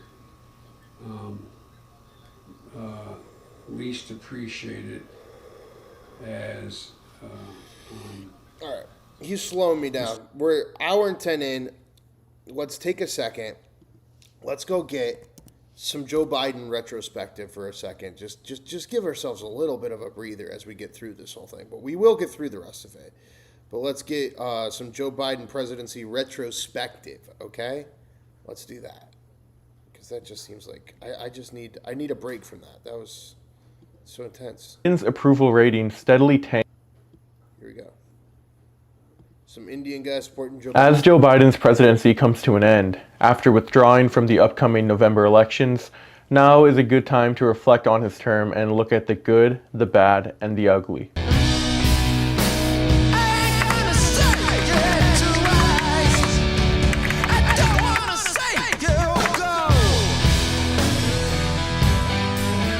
Biden's approval rating steadily tanked throughout his term and hit an all-time low for him at 37%. The writing has been on the wall for some time. The severity of Biden's incompetence has been consistently highlighted since October with his disastrous handling, supplying, and enabling of Israel's genocide on Gaza. However, I want to make one thing clear. Biden being forced out of the race had nothing to do with Gaza. It has nothing to do with all of us who had been set on abandoning Biden come November. It had nothing to do with an overwhelming majority of Democrats supporting a ceasefire, or 64% that believe Israel is committing war crimes against Palestinian civilians. It has nothing to do with any of the pressure Muslim Americans and young voters put on Biden in protests, on college campuses, or anywhere else. Palestine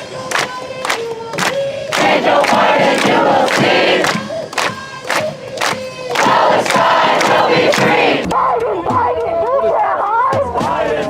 you can't hide! We charge you with genocide!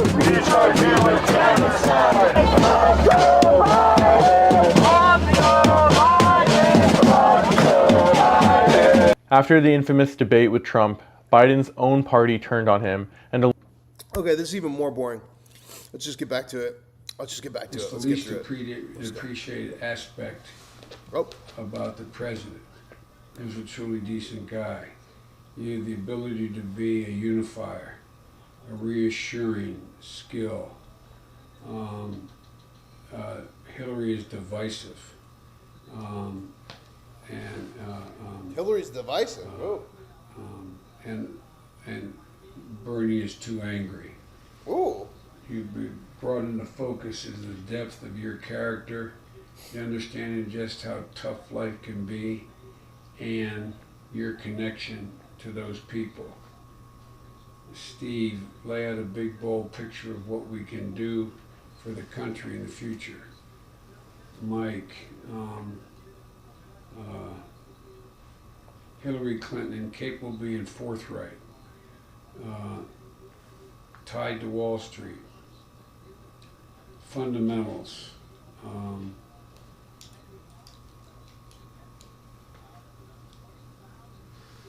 the speech I can give the speech, advice, All right. what I say. JRB, middle class,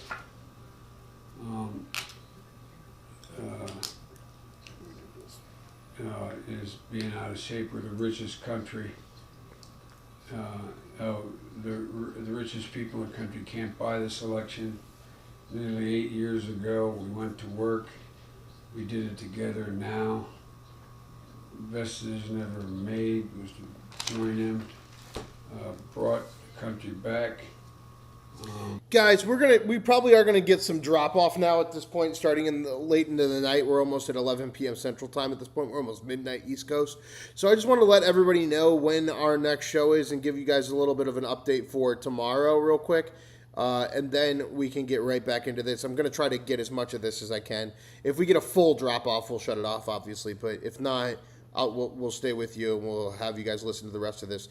Let me let you know though that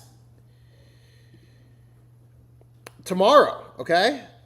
When are we going to have our first, at 9:30 a.m., so at 8:30 in the morning tomorrow, Central Time, 9:30 Eastern Time, the president is going to meet with the president of Ukraine in a closed-door meeting.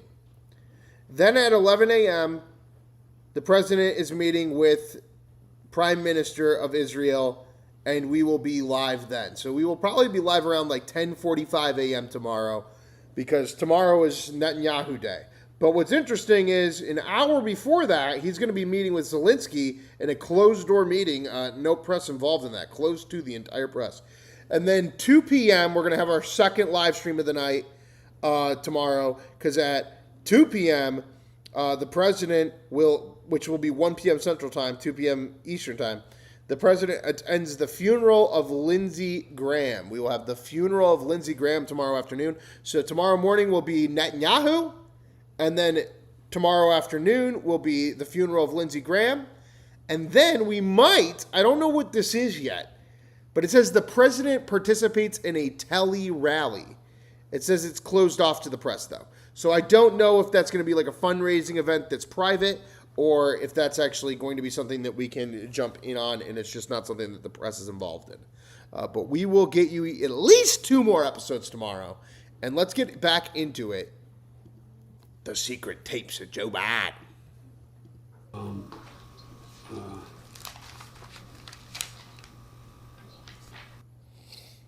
Portion.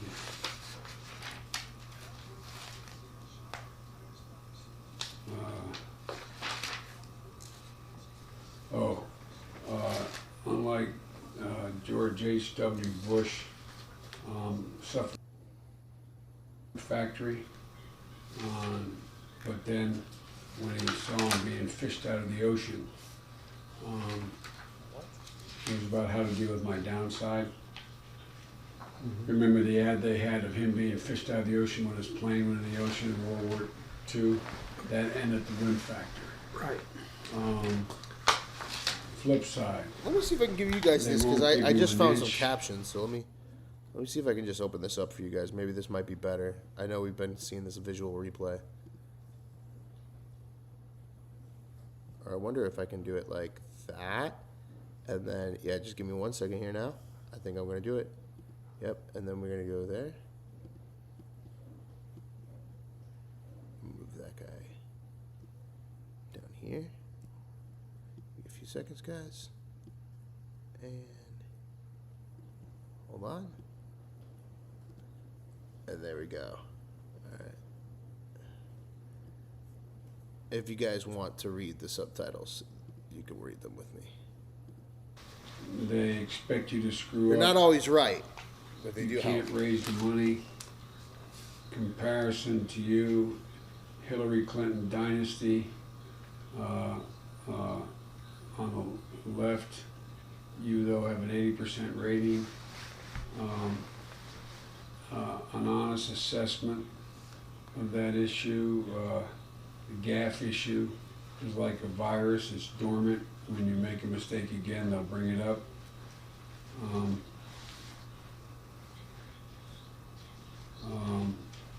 If you understand the odds, challenges are great. No one can look around this country as well as you can.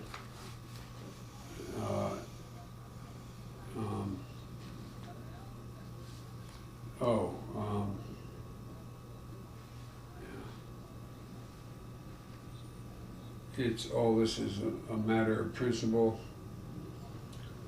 It's happening in front of us. It's being bought by people with powerful interests. Just as this party has stood for civil rights, this is where we are. The future of the middle class is at stake. I'm committed to the middle class. They don't believe anymore. Here's what I'm going to do to start. I'm going to start by lowering their taxes and free college education. No one gets to the point in life I've gotten to.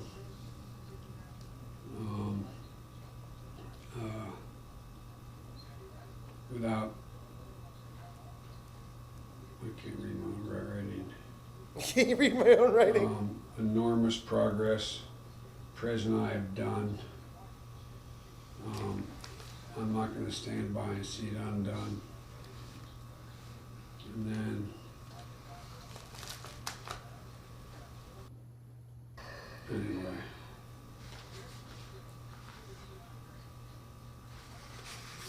Well, I think we should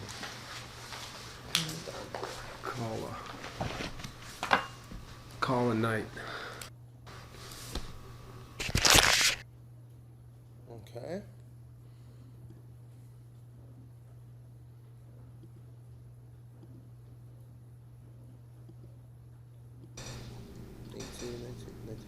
And then I have 2:30 p.m. meeting with General Austin. This is April 10th, 2018, 2017.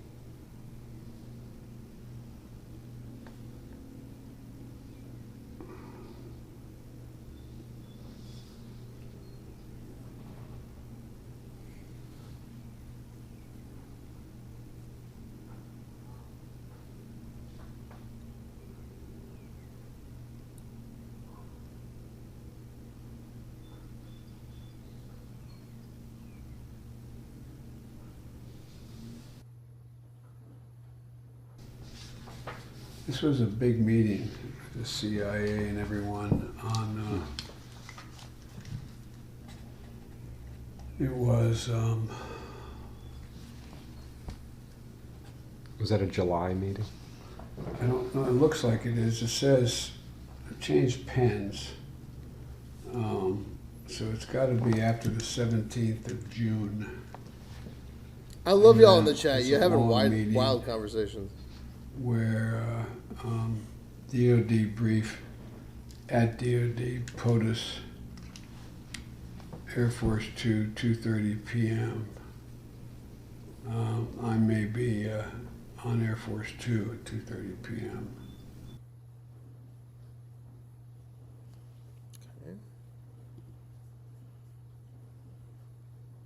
It's different.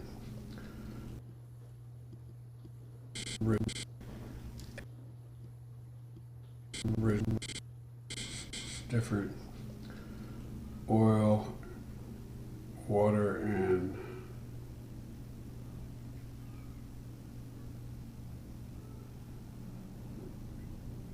extortion. How do we get after these people? Original objective.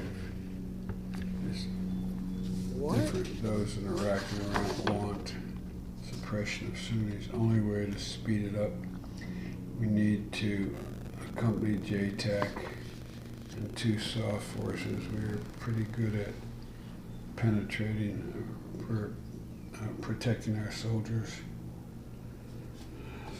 Tony, last few weeks, fits and starts. It's all about Iraq. And then I have written here, which can't And that's all about right. Dude, he's like exposing, like, that was a conversation with a military commander. 3 p.m. NAVOPS. Ray 2016. He's reading his private journal to him. About running. Mm-hmm. I got it. Okay, that threw me off.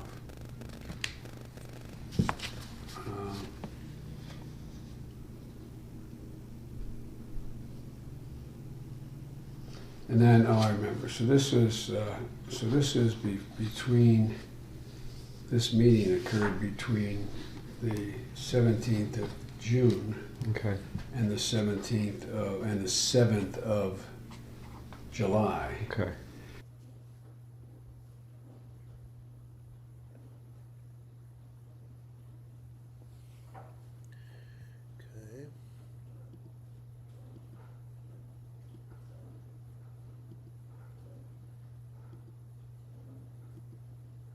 Okay. You're doing that. Give me a second. It's like almost purposely, like, not like. I remember You know what I where mean? he made that famous comment, if you don't like Joe Biden, there's something wrong with you or something. Yeah, he did that in a car interview. Yeah, while he was running. Yes, and this was right. It was right around that time. I have that clip. I wonder if you think this might be a moment. I mean, we've talked about this a lot, but you spoke very eloquently about this the other day at one of the meetings about how you have to know people across the aisle. If you don't know them and you doubt, you question their motivations. And I wondered if this might be an opportunity to stop and do that thing about Lindsey and sort of widen out and explain. Yeah, Lindsey Graham, when he came to the Senate, No way. he I'm trying to remember how the relationship. In the meantime, what was happening? I got a call from Dilma Rousseff, that President she Brazil. wanted me to come to her inauguration. And this is before she imploded. I know we're not going to write a lot about her, but it's a context. Yeah. You were in before she St. Croix, imploded? right, when you went from, Yeah. And so... Because and I got Edward the Snowden invitation leaked that you guys were spying on her. And so I had been working like hell to overcome the Snowden stuff. right. And Yeah, rightfully We- so. started to actually make some real comments. If you'll make a note, my book, if you make a note, I will too. When did she use the phrase, we're not married yet, but we're dating? He's Oh, yeah. Seductive. We're not Yeah. married. It relates to timing. Okay. I actually have that clip in my laptop. Okay, well, I'm trying to remember when it was. You know what I Okay, mean? yeah. So, because it'll sort of give me a point, counterpoint piece. Back to Lindsey Graham. Come on. God damn, Grandpa. You actually said something good there for a second. The fuck are we going? Come on. And, Come on. Ugh. I wish this fucking book guy was a journalist. Fucking come on. It's like a goddamn labyrinth in his mind. we were, Get back to it. Ukraine, Lindsey Graham, the fucking Brazilian president, Edward Snowden. so I've been working that hard. Okay. I can't believe you made that trip, and I didn't realize till I looked. at the Dude, schedule. no, That's no. Redacted. Redacted. And,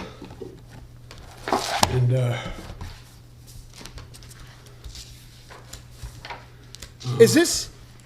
Are they just gonna go away from it? Come on! Oh, so she made the comment Holy shit! Even he's fucking brain dead. at a dinner just before the World Cup last year. Okay. So that would have been in World Cup probably summer 14. of 2014. So she'd already said that. yeah. Yeah. So, I've been working it real hard. And the other thing, Bro! We had it, guys. And there was nothing. I was through the month of November working real hard on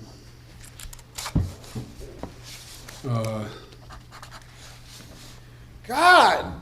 the Dude! Say anything! had we passed ACA, we had we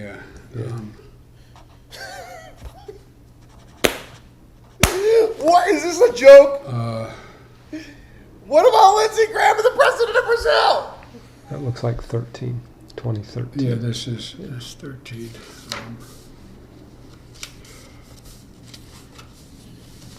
11014. Okay.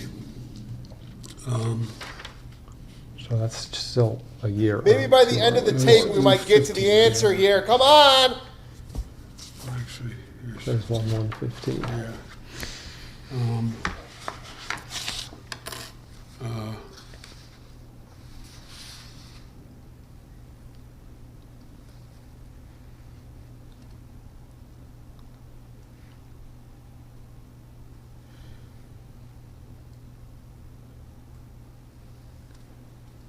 Sure, read the notes from the book then. He started to talk about bipartisan support with Lindsey Graham and a trip that he made to the Brazilian president of, during the Snowden, I want to know! Number 14, just get my... Okay. Damn it. I was working a lot with Ukraine Okay, here we go. and with And it's redacted. He was the energy guy, right? energy. and it was about whether or not they were going to cut off oil, and about how Ukraine had to change their oil subsidy to a market system. Here's what I meant in my card. I still do it. Oh. So in order to get IMF loans, they had to move more to a market economy. Details? Bro, he's not even saying Way details. off. And had to deal with corruption in the energy sector. Has he said a single thing in 20 minutes? He's starting to. And they owed Russia about $3.6 billion. Okay, they owed Russia $3.6 billion.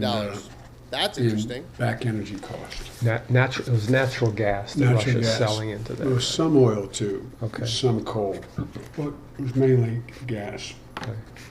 And what I was working really hard on was getting other countries to engage in reverse flow of their pipelines so they could flow to Ukraine. And the IMF was the subsidy. They were subsidizing the cost of energy 81%. This is over and above the loans. Back up.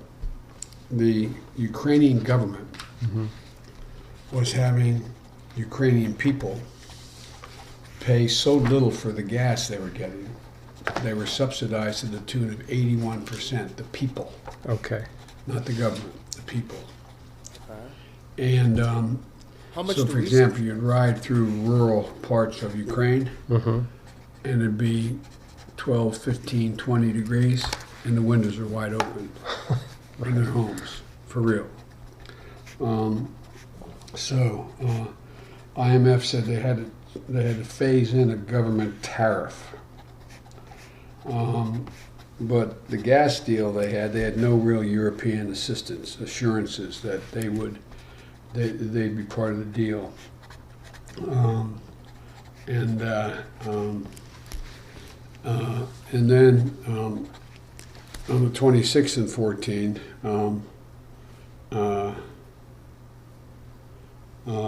we're talking about back in. Okay, so he's talking about how Ukraine was subsidizing 20% of the oil. So they were paying 20% of the oil for their citizens, and he was saying how they needed to stop doing that because they were wasting all this oil. Because he kids you not, you would drive down the streets of Ukraine and people would have their windows open with 20 degrees outside because they were subsidizing 20% of the oil. In America, we subsidize 11% of our oil. Can you imagine if we subsidized 20% as a federal government? But according to Joe Biden, we shouldn't do that because that leads to people opening their windows when it's 20 degrees outside and just wasting oil in Ukraine. Got to rein that back down to the 11% that the Americans are getting. But basically, Ukraine was getting oil at half the price that we get it when we purchase it. Talking about ISIL increasing pressure on Assad. And I had a discussion of the Turks. General Allen was going to go see. I wanted to know more about Lindsey Details Graham, not but that now I'm kind of important. like, all right, just stay on Ukraine, you good. Because you just like Lindsey Graham and the Brazilian president and nothing. And nothing. I was like, what?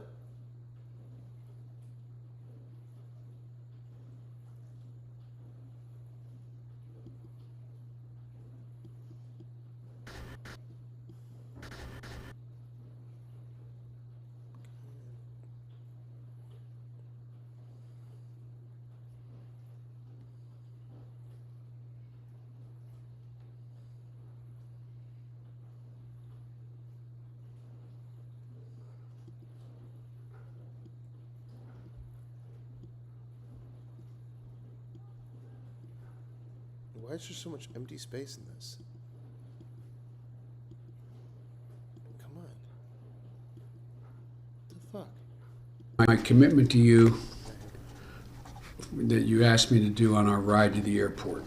Remember I talked about the ride to the airport? Yeah. I thanked him for following through. And that was about That was corruption and that was about no. That was specifically about sticking with Poroshenko okay.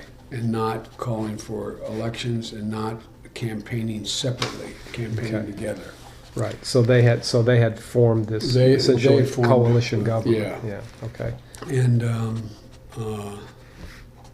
And then on the And that's the day. And that was also reported the day after that. That's when they announced they were doing away with the old neutral policy and heading toward EU. yeah, that could be. That wasn't what I asked him, but that's what they But that's all. were doing. And then on the 2nd of December,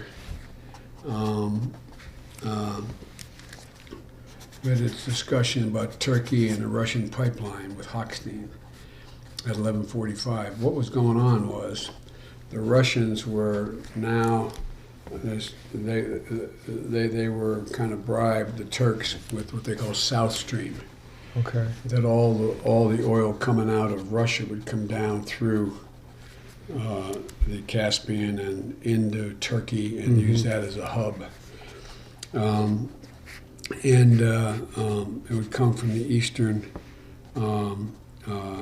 It would come from Azerbaijan.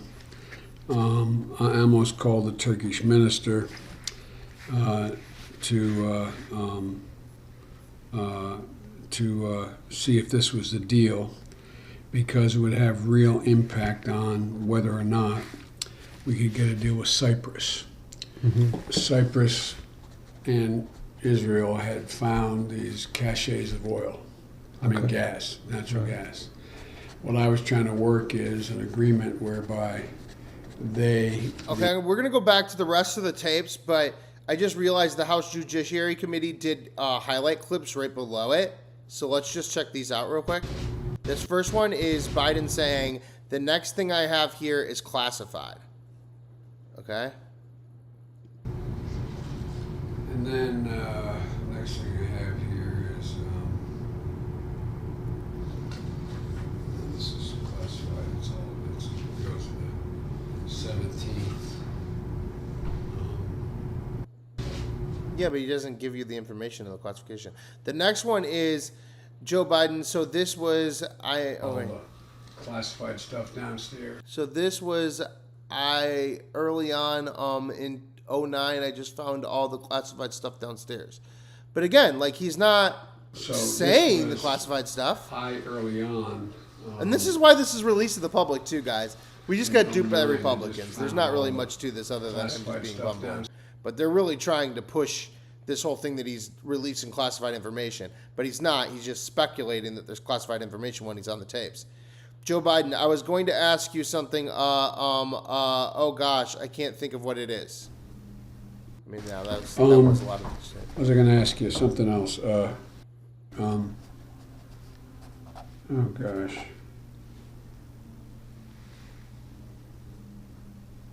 I can't think what it is. Next one is some of this may be classified, so be careful with it. This one's kind of a little pretty. Some of this may be classified, so be careful with it. Okay. I'm not sure. Some of this might be classified. It's not that he's saying that it is. Again, when trying to recall a past meeting, Biden lost track of what he was talking about, said, "It's confusing me. I need this assistant to get him back on track." Speak to,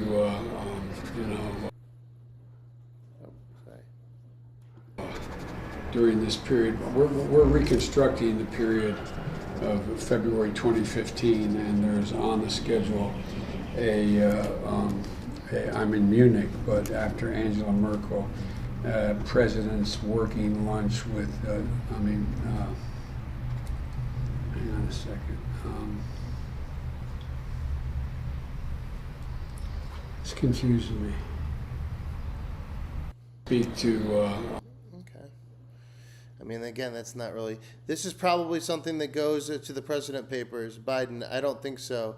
It was in between. I didn't want to turn them in. What? Oh. I'm told by, I guess he checked with you. I'm told by, I guess he checked with you. In order for me to get my, get all those presidential notes I had for lunch, the luncheon meetings, I have to go to.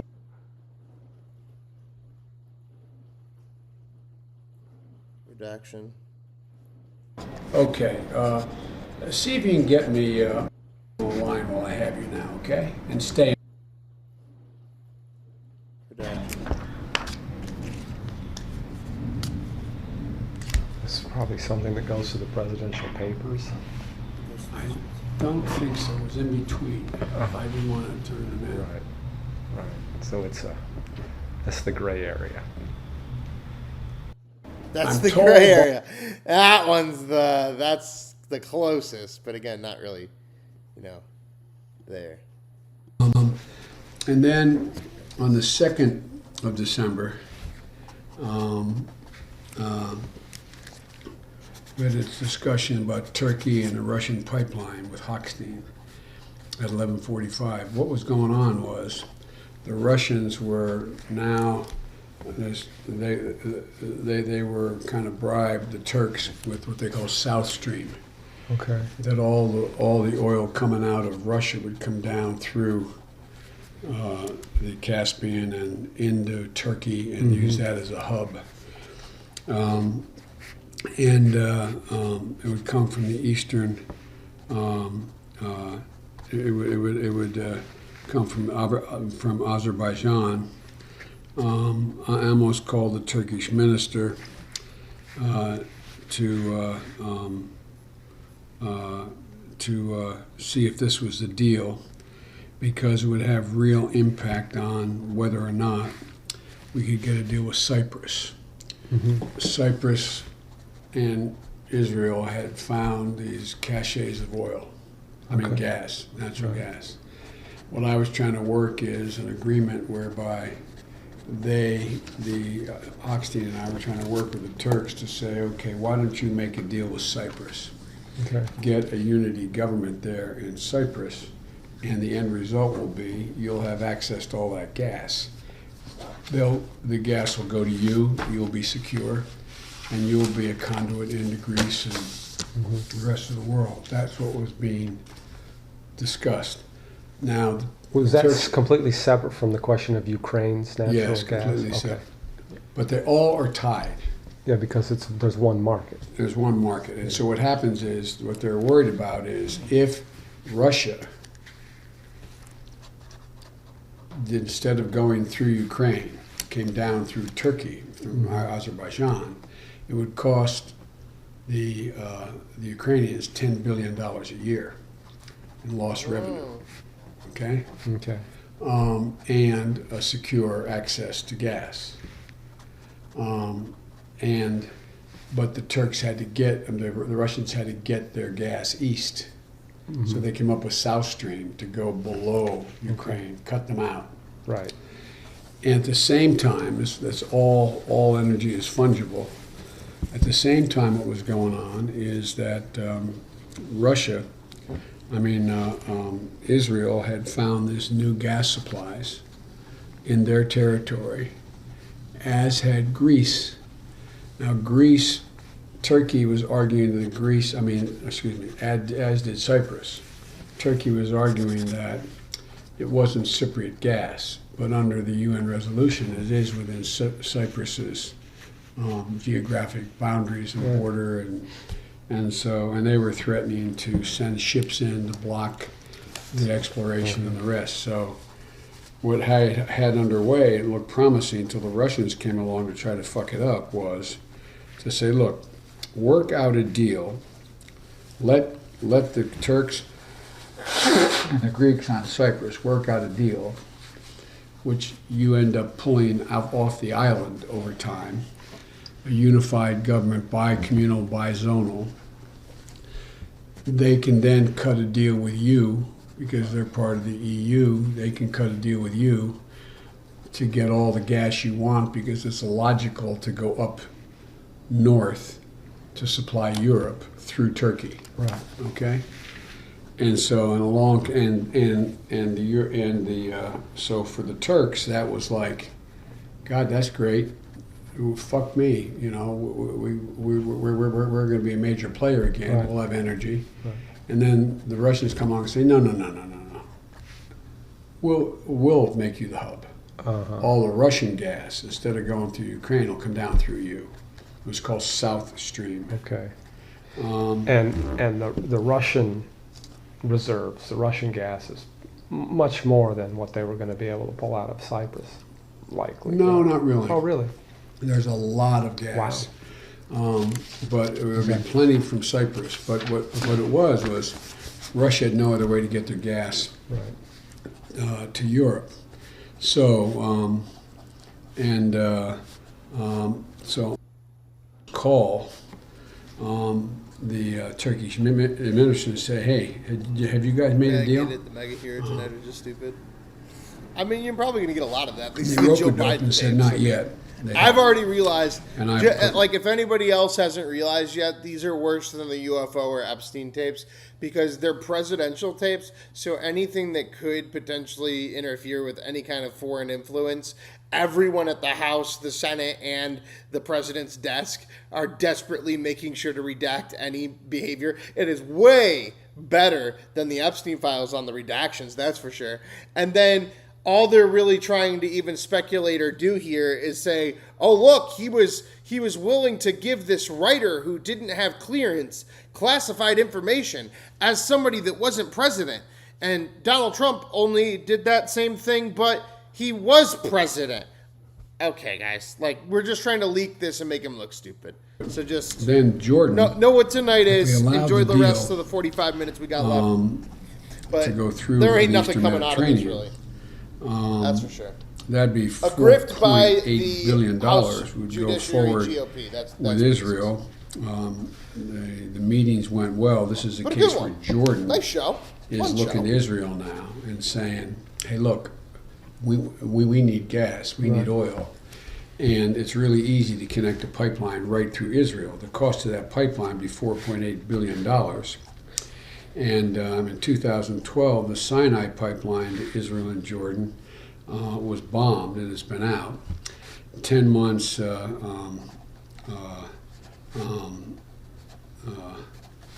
had been, let me see.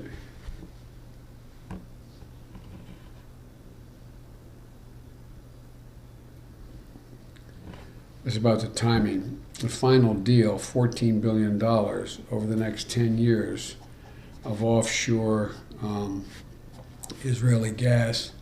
So, and this would also, I remember this. There was a big discussion Second earlier hour of our that poll. there would be We're going to go into our third hour of our poll. I'm going to hear the audio, but we're going to jump over for a second. oil in the Dead Sea.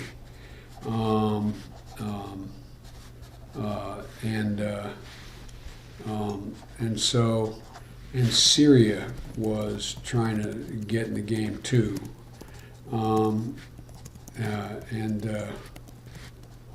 So the question was whether or not this had been an Arab pipeline, whether or not the Israeli gas had gone on an Arab pipeline, which included. All right, J.D. Vance versus Joe Biden.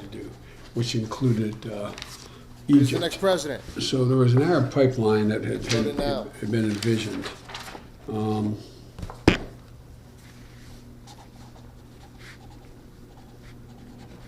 My poll is dumb because I'm done? Okay. Congratulations. Scroll along.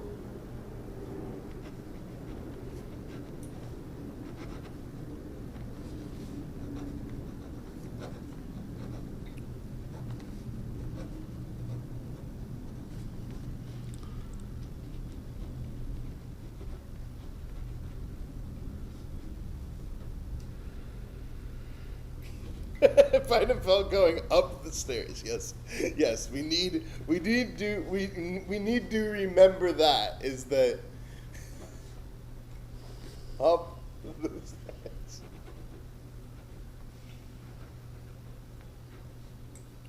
Joe Biden just sitting in silence while this guy writes, or what? Ooh, groundbreaking material from the House Oversight Committee, guys. Left every last pause in. It's like you could edit this shit. You could make it so that we can actually hear it all. You could unredact everything you possibly could. You don't want journalists to report what's in here because it's actually classified crazy information. But you're trying to insinuate that Joe Biden is doing something wrong by doing the same thing Trump did because Joe Biden wasn't president yet when he did it. What? Okay. This whole idea was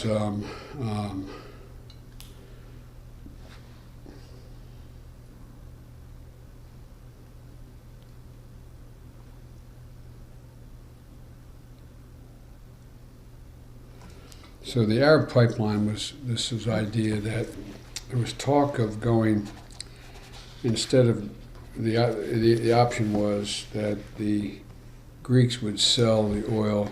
The Cypriots would build a pipeline down to Egypt. Okay. And Egypt would go under the Red Sea, tie into existing pipelines, and tie Syria, Lebanon, Jordan, and Egypt together in what we're going to call the Arab pipeline. Okay. And at the same time, this was going on. On the second, was I back in the second? Yeah, back in. Redacted again. Views, TTP, dialogues and working group. We had set up. This was now I have 1/115 written for this. Okay. This was my brief to going down to. And I brought Lou and company with me to set up a working groups with after her. What I did was I argued that we should before her inauguration and after we did meet, we should set up working groups on the economy. And education, a whole range of other things. And so Pritzker was with me, so was Jack Lew. J.D. Pritzker? And we talked about why we should become better trade partners. We talked about macroeconomic policy to discuss structural and financial sector measures, trade and investment, etc. And so Pritzker set up a U.S.-Brazil CEO forum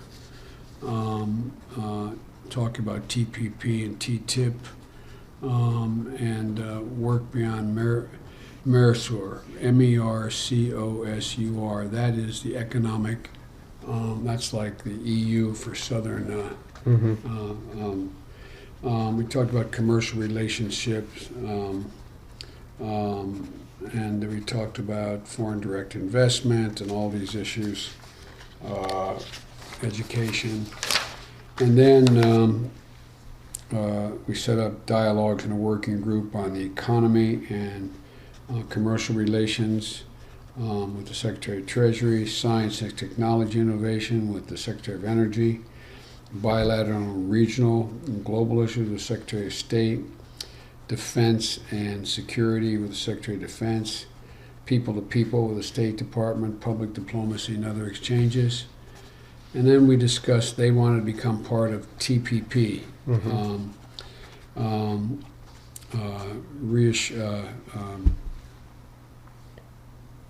Remaining focus is for them to become part of it, they had to deal with international intellectual property, environment, state-owned enterprises, and investment and financial services. Bilaterally, they want to talk about market access and between us and agricultural in terms of government procurement.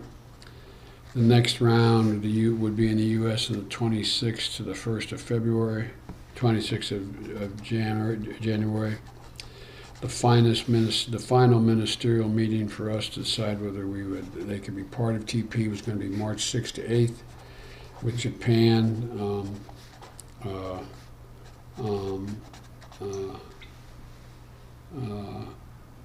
They were hardening their position on automobiles. And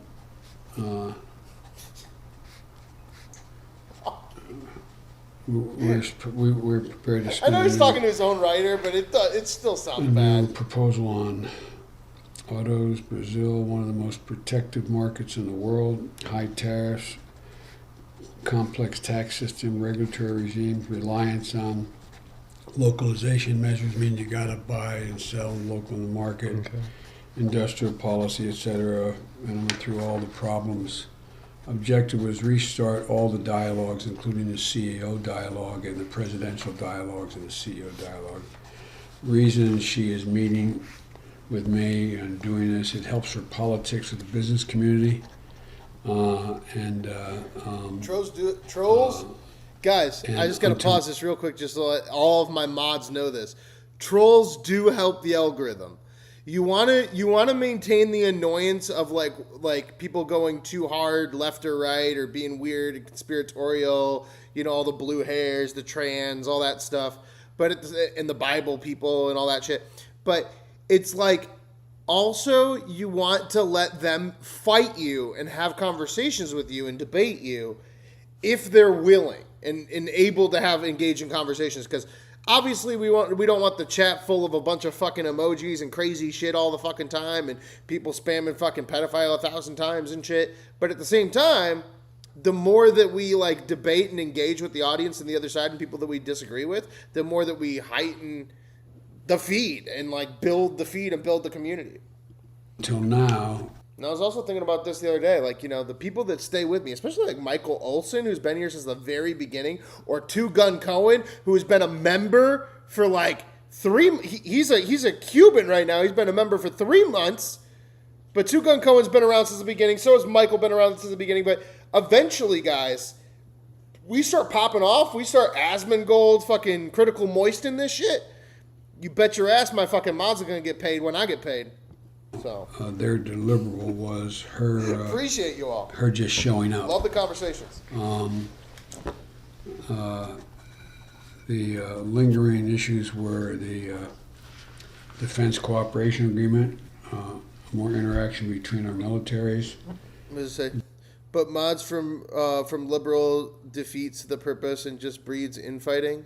But mods from liberals defeats.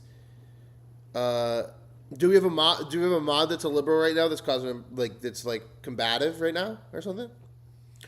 Let me know if you see mods that are like super liberal or even super conservative that are being very combative, like they don't know how to engage in debate. Share we want people to be able to engage in debate. Open skies for civil aviation overall, and peaceful use of space. They're all being discussed. Even if you have hard. Now on the 6th, I'm opening up the Mexico. Where am I? The 6th.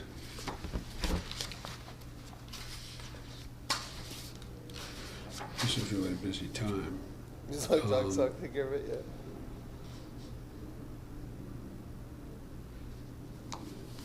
I feel like my OGs is settled in the background, but y'all would come forward dialogue. if needed. I met with Peña Nieto. This is in Washington. Washington. And Michael will come forward if needed. And I broke off at 11:45 because I had to swear in the new Senate on the 6th.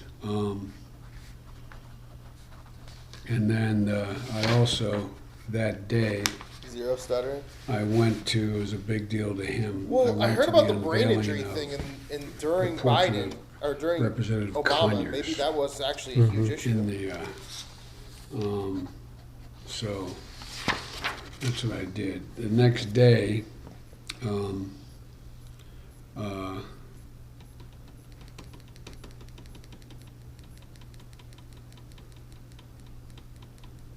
the thing I did a whole lot, but it was basically. See, this is where context matters. You see what you were hearing there? You're hearing the clicking. he's clearly like sitting behind a computer. So he's not even like directly eye contact engaging with this person. But the way that we're listening to it, it's as if this reporter is just trying to write this stuff down and this guy doesn't know how to talk. It's not optics. There's a principals Lots of committee optics meeting tonight. in the SEC, but I did. I swore in Mark Gilbert, who had been helpful in our campaigns, ambassador to Australia. To New Zealand.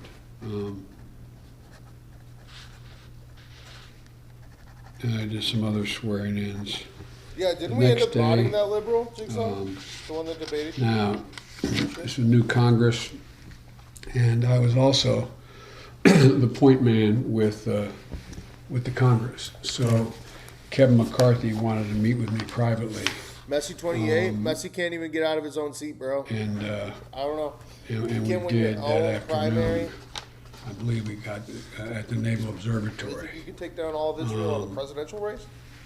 And then I dropped by later that night at a Now that I know there's nothing in this, it's United, really hard to get through this last hour. UFCW commercial workers, You got food 30 minutes commercial left. workers, Joe Hansen. I dropped by a reception they had. And again now, the next day,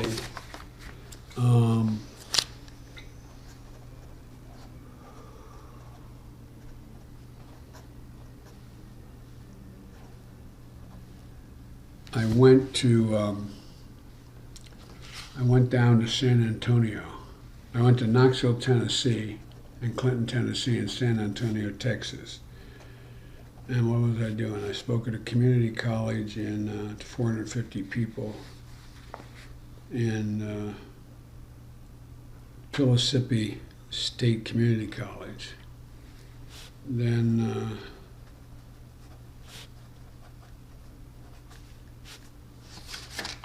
That wasn't the Techmer trip, was it? it may have been Wheels Up.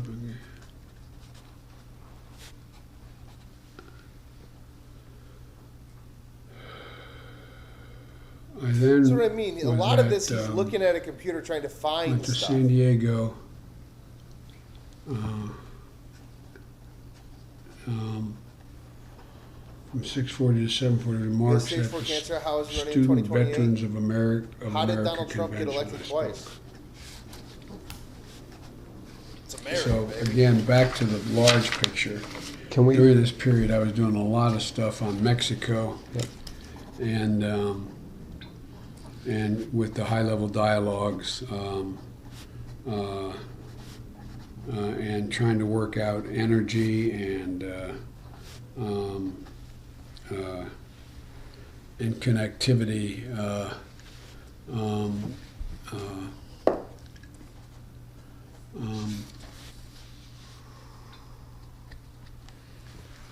And then Can we back up for a second Yeah. to the 5th of January? And can we spend some time on that? I had all those presidential notes.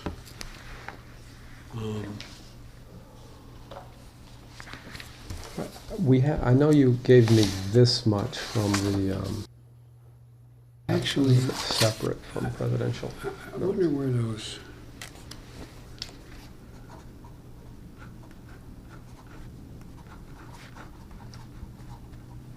Do you have separate notebooks of the? Yeah. And again, there's like- After every. and look how careful. That's what we Lunch. should pay attention to. I would We should look at. I'm not going to pause it. dictate We should look at how carefully I would they've dictate redacted to- everything I in call in, this versus the Epstein files. And I dictate to her what the lunch was Always about. protecting both sides, guys. And It's like my intro photo, Clinton and Trump. It's like they're always they're all the same.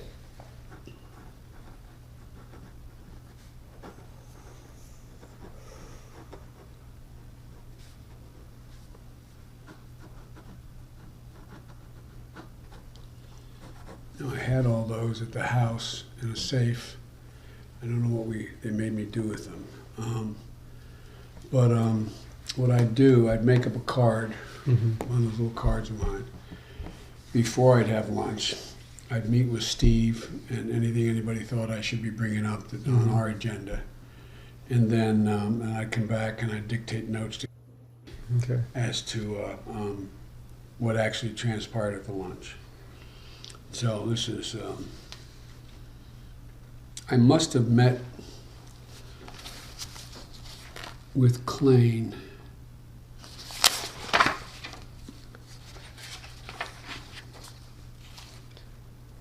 The only thing I saw possible that day was the maybe the early morning at Navob's or something.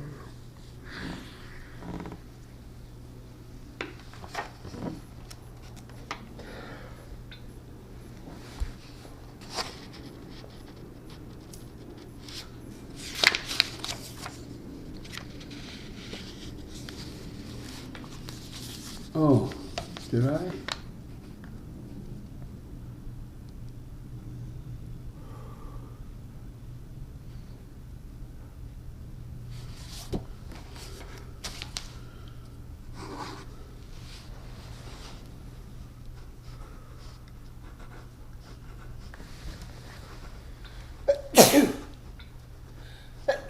Whew. Not even redacted, just straight up dead air.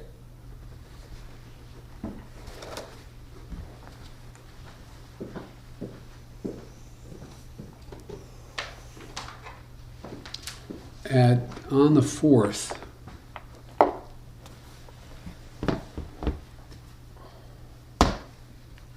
at 2 o'clock, I think I spoke I went to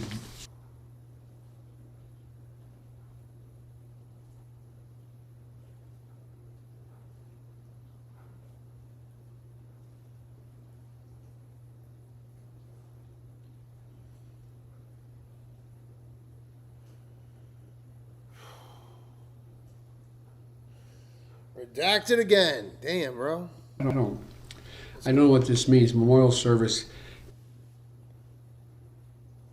gets names really fucked up. So it says memorial service got the fuck for. out of him. I don't think her name was. I forget. Bro, redacted again. So I gotta make a note of that too. But at any rate, back to I had a meeting with Ron Klain, and I don't know when.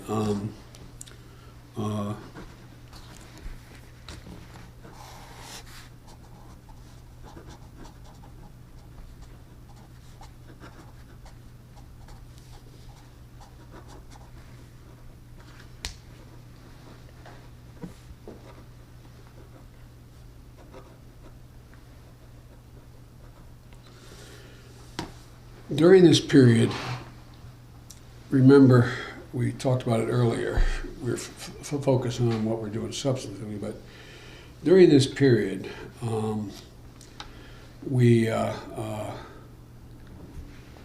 there was a lot of discussion and mounting pressure from my own team that I announced.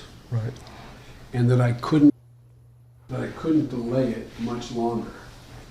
And Ron Klain was making the case how I would run, because I was arguing that, and it was true, that there was disappointment on the part of Democrats in Barack's not being more aggressive about a lot of things. And Hillary was criticizing him, she was out by now, and others were criticizing him. And this is where this came in. Ron's advice was that I should actually do a speech to put all of them on, he said, scatter attacks in their path, by talking about what we've done, be much more aggressive about claim it all. It's an interesting campaign strategy. While they're talking about how much they changed their approach to the economy from Obama, I'm going to say that I can still be Obama. Here's why they're wrong.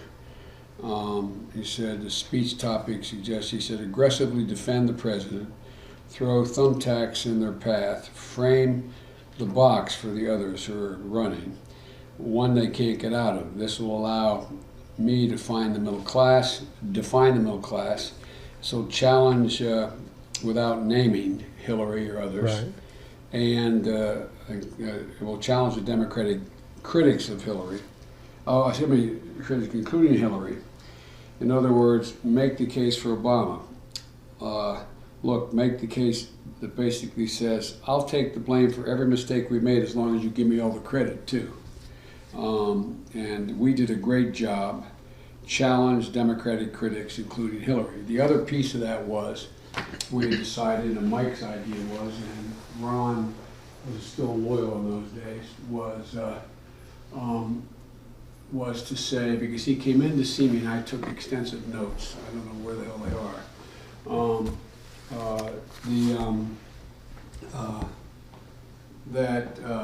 Mike's idea was, look, this is what we've done, and I'm proud of it, and I'll take credit for it if you bet. I'll take blame and credit, but this is what I'm going to do from here. The right campaign Right. strategy for Instead of going after what we didn't do, Right.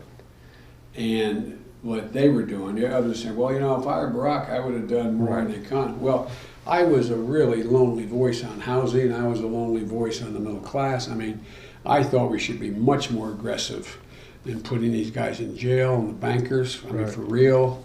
It wasn't idle. I mean, he used to really get pissed at me. And I stopped doing it. Barack used to get pissed. Oh yeah, really pissed. Yeah. Because I think the reason he didn't do it was I think he does buy this argument of the moral hazard. You know, like you went out and took a risk. Right. I remember getting a briefing from his economic team saying to me that, well, I didn't understand. This is not the middle class of post World War II.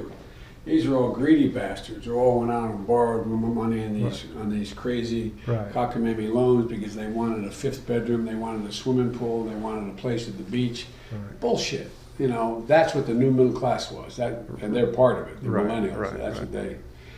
Anyway, that was the constant fight with me. Klain was on my side when he was there. And my whole team was all. Right. I had the team that said, including the two guys who I think were with me, were oh God, the guy at Princeton now, the economist, good guy, was our chief economic advisor. Not Kaufman.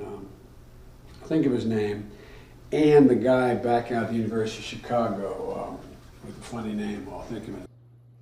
Goolsby is one. Goolsby. Yeah, Goolsby is in Chicago. And the other guys at Princeton. Yeah. We should write the names down so I don't keep forgetting.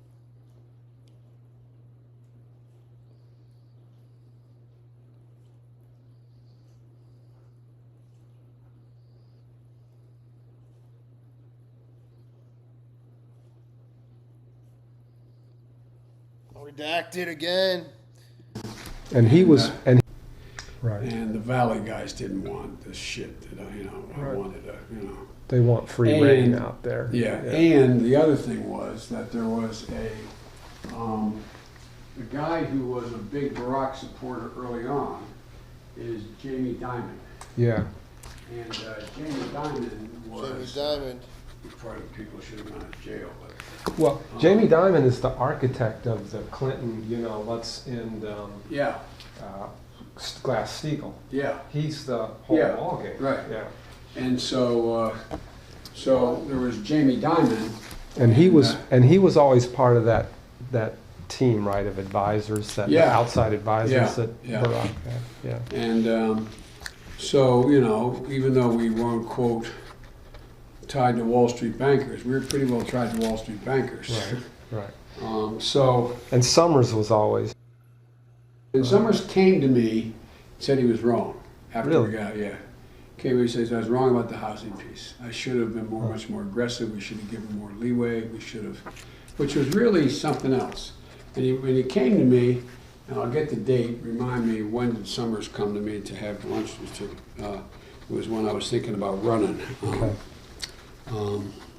Because Summers is not a guy who's known for No, admitting to no. mistakes. No.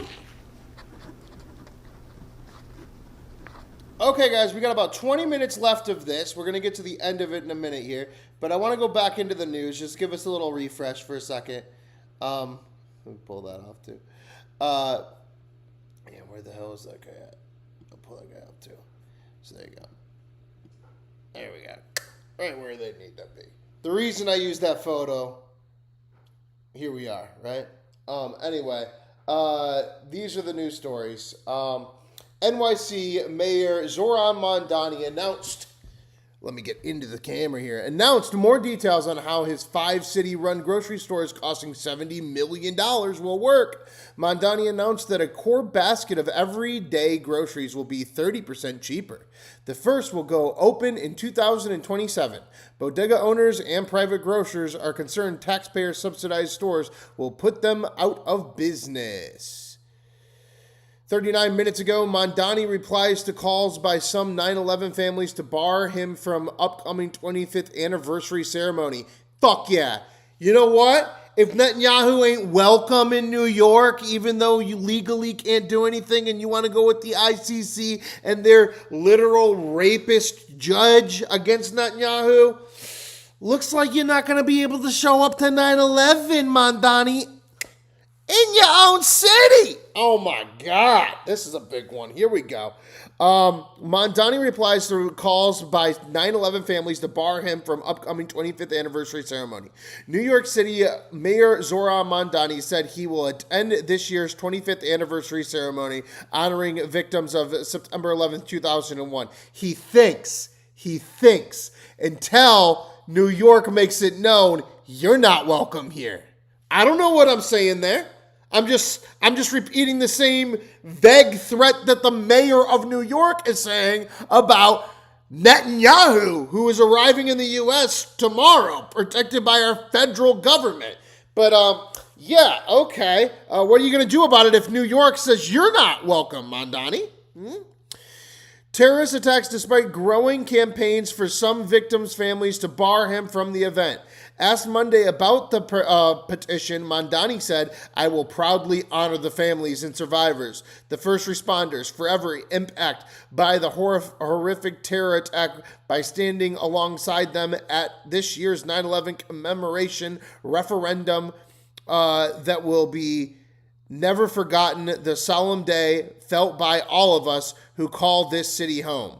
Mamdani's response came after Change.org petition urged organizers to exclude him from the ceremony. Petitioners cited his refusal to condemn the phrase globalize the Antifada, his praise of the Brooklyn Ahmad Sharaharaya, and his association with the with the commentator Hassan Piker.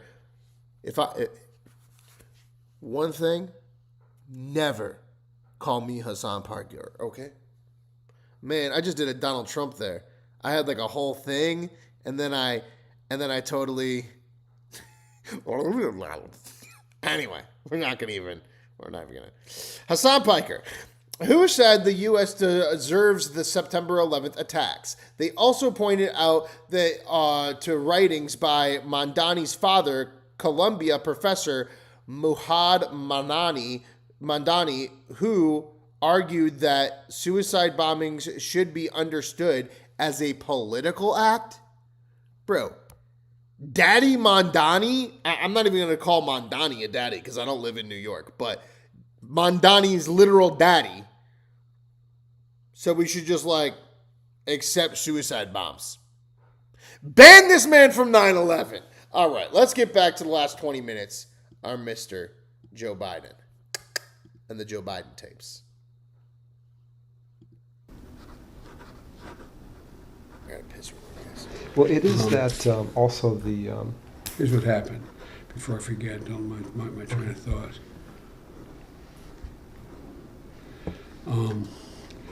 He also pledged to support me in 2016. Summers did. Yeah. Now, part of the reason for that was Barack had promised him the Fed, and I thought he should have appointed him to the Fed. And Barack backed off the agreement, backed off that promise, Larry. And it really, really pissed Larry off. He was going to be appointed to the Fed. Because Larry was too too much of a liability. Yeah. It was, Harvard and women, and yeah. but it was he just didn't.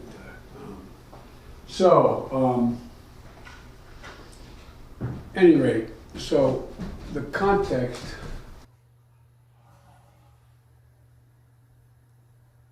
No, tell them another 10 minutes. Okay. Tell them 15 minutes, so I'll have a chance to read. Tell them I'm in meetings, okay, still.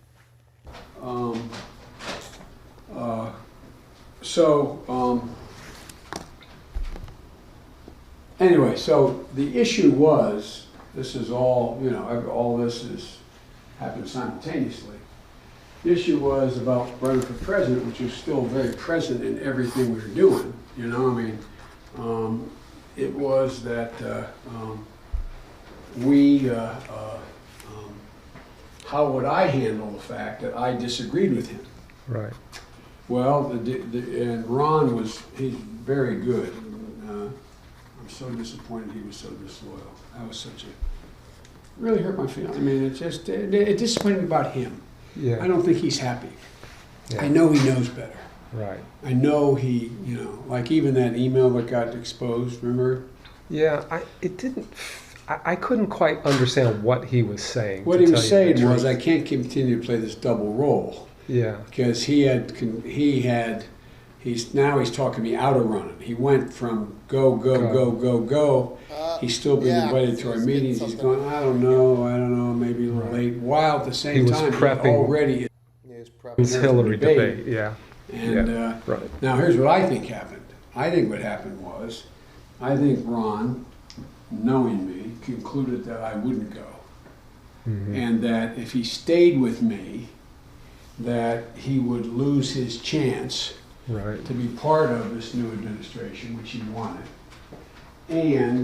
But I still think he thought I would have been better, but he knew that I right. and would probably end up not doing it, and he'd be left hanging. Uh-huh. So instead of having the nerve to come to me and say, look, I want to be involved, I'm loyal to you, but I don't think you're going to do it. If you can tell me you're going to do it now, I'll stay. Right. But if you can't, I have to take advantage of this opportunity. Yeah. Which is what I would have done, you would have done to me. Right. He didn't have the courage to do it. Right.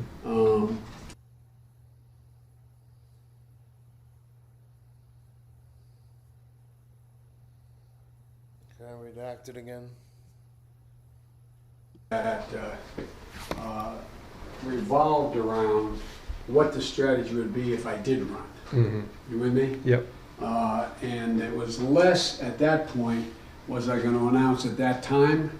It was more at that point, how was I going to run? Right. So what I was saying to these guys, looking back on it, what I was saying to them was, look guys, I don't know that I'm going to go, but let's move like you're going to go. Right. Put together the plan that, this is a really important point. Put together the plan that would allow me to win the nomination and be elected president, but what I'm not prepared to do, I'm not prepared to ask other people to commit.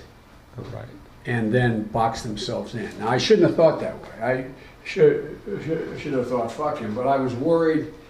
I didn't want, as a matter of honor, to have people do what Ron ended up doing. Right. Do you know what I mean? Yep. I didn't want to get them locked in and then deciding, and if I didn't go, then go, right. God damn it, I could have been a champ. Yeah. I could have been a contender.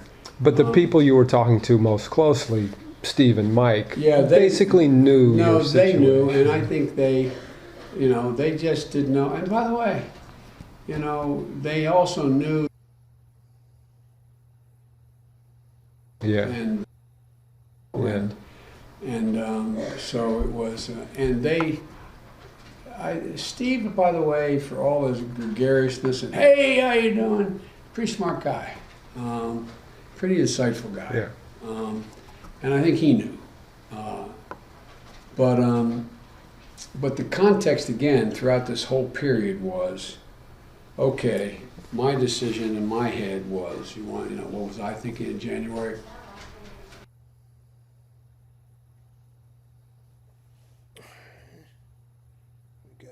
who were the ones, what it was, including her weaknesses and my strengths. Right. The care, but also the authenticity, the looking for something real. But he said, look, he kept coming back to this one thing. This race, no matter how you cut it, is going to be about the middle class. You are the single most authentic person in the United States of America and American politics that authentically can speak to the middle class. No one doubts that it's anything other than who you are. No one doubts that it's something that you have been focused on from the day you ran for office. And you are the embodiment of that. And the middle class gets it. You know, all those folks out there, they look at you and say, yes, he knows my problem. And so how did you deal with the middle class who were the ones still being hurt and not abandon Barack? Well, the way to do that was to say, look what we did now, man. Right. Let's understand. That's where I came up with the phrase spontaneously when I said, everything is landed on this man's desk except locusts. Right.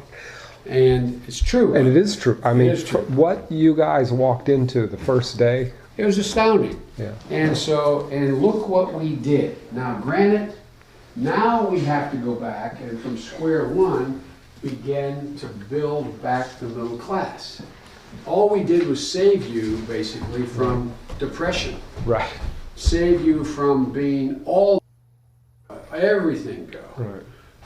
Now, admittedly, what I wasn't focusing on then, I wasn't focusing on, while we were trying to save the economy, how rapidly the economy was changing. What the fuck is he even The talking about? digitalization, the fourth industrial revolution.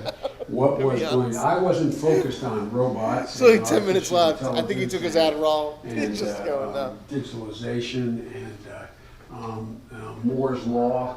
I mean, it was all about, and I really believed that, and I still believe it, that we could bring back the manufacturing in America. I didn't think that was lost.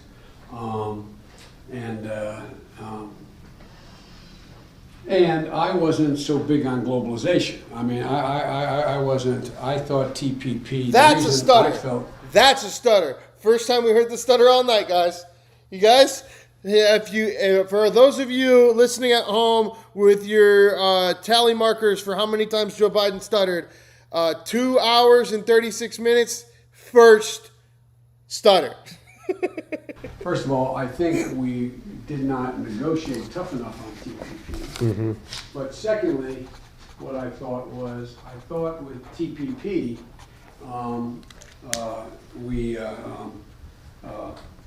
it was more of a foreign policy document Mm-hmm. than it was as much a foreign policy document as an economic document.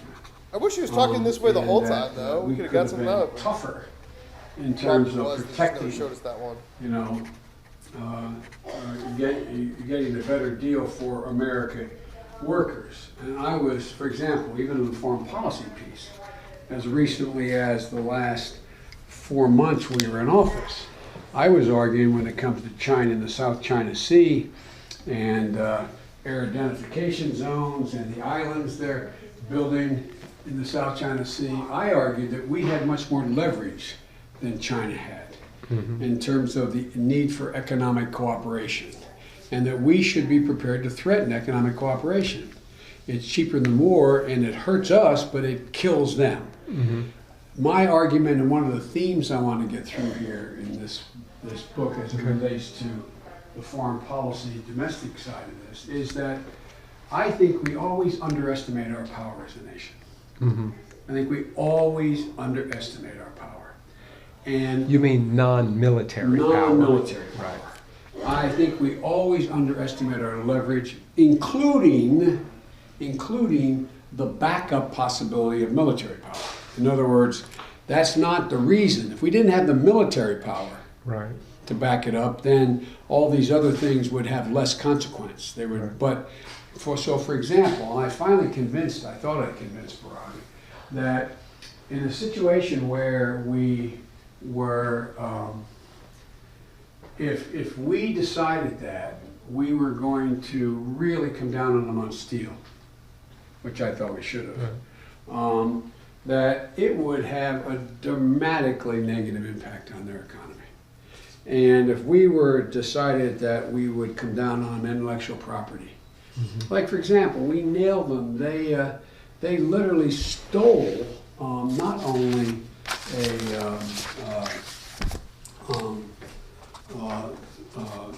the solar market from us, they stole the technology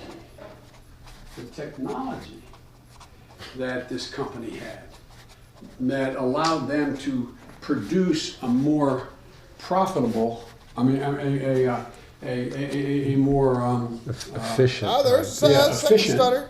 solar Because he's power. talking more. I mean, they fucking stole it. Oh, swear. And I thought we should have sanctioned them They have more tapes. and made no. Give them to And us. every time I meet with Xi, I don't want to get off on this, but every time I meet with him, my argument would be, look, man, you play by the rules, no problem. You don't want to play by the rules, we impose, the consequence of not paying by the rules. We're going to compete. You want to compete? Fair. You want a different relationship? We got it. It can be new, but it's got to be by rules. Right. So if you don't, it's okay. If you don't want to play by the rules, we're going to enforce the sanctions. Well, there was always a reluctance. Right. You couldn't put any To do teeth that. behind that. Yeah, but there were a lot of teeth. But there was worry that we would get hurt more than, because what would happen is we'd say, we're going to come down on solar energy. They say, oh shit, you know what they're going to do? They're going to retaliate against business machines. And God damn it, then we're going to be in a war. Okay, well, so they lose Wow, guys, this is day the market in 150 China of for the business Iran war machines. counting. No problem. Let them go somewhere else. Fuck, they need us. They need our market. Right. They need us. But we're never able to. It's a little bit like how it's always harder to do the right thing because it always costs you something. Right. It costs something. And there's always the reluctance to take the pain now, even though the pain is, it's hard. Two things. It's hard to prove that if I don't do this, things are going to get worse. Right. You do it, things get worse, then they get better, but it's hard to prove that I had not done that, they would have not gotten better. Right. Yeah, nobody's shown us the alternative. No, didn't have the old, Yeah. but that's leadership. Right. That's what leadership is. But you also have to make the case. Yeah, no, you make the case, but lots of times the case doesn't. It goes down. The case I made, you work at a widget factory, and I impose sanctions, and they stop buying widgets. Well, you don't want to hear this bullshit. Right. Made the case. But it's the only thing. I mean, that's leadership, and that's what that was what Barack was always. And I guess every president. Maybe I was a president, I would have not had the nerve to do it too. But it was always on the margins. But it was, like I said, and between you and me, I mean, Barack always got to the right spot, but a day late and a dollar short. Yeah. I mean, it's not all the time, but he got. Anyway, I should take this call. Yeah. Speak to, during this period. We're reconstructing the period of February 2015, and there's was on the wild. schedule I'm in Munich, but after Angela Oh, you didn't? You Merkel- guys didn't understand that part? He was basically saying that Obama was always getting the right foreign policy, but he was always missing it by like a year. Like he was missing he was just completely missing it. And that Clinton did the same thing, and so did Bush, and maybe he would if he was president too, but he feels like he wouldn't. President's working lunch with, hang on a second. Pretty wild. And you notice how he was like babbling at that point, like only for those like 10 minutes of that call or for that session. And it was right before he had another phone call he had to take for an interview. I think he was on Adderall. So he was up and he's talking and he's doing his thing. Because every other time he's like, I'm going to do a thing on the I heard on Joe Rogan that he had a brain-like thing going on right Confusion. around now. I want to know what that was. Like this is February the 8th. Was this Munich? Yeah. It says, did I get home? Okay. You flew back. I flew back, so okay. And I think I went to the president's working lunch with Merkel. And I mean, does it seem relevant or not? Let's see here. So Joe Biden underwent 2 life-saving brain surgeries in 1990 and 1988 to treat cerebral ulcers. Here's a breakdown of what happened. The first aneurysm, February 1988. Shortly after ending his first presidential campaign, Biden collapsed in a hotel room after suffering from what he thought were severe headaches and a pinched nerve. He was rushed to the hospital and later transferred to Walter Reed Army Medical Center, where doctors discovered a ruptured brain aneurysm that was leaking blood into his brain. He underwent an immediate 4.5-hour emergency surgery to repair it. His condition was so severe at the time that a priest administered his last rites. Then he had a second brain aneurysm. In May of 1988, during the treatment, doctors found a second unerupted aneurysm on the other side of his brain. He underwent a second surgery in May of 1988 to secure it before it could rupture. Recovery. Following the surgeries, Biden took a 7-month leave of absence from the U.S. Senate, where he was serving as the chairman of the Senate Judiciary Committee, to fully recover. He initially experienced some common physical effects, such as a facial droop, but ultimately made a full and complete recovery with no long-term neurological damage.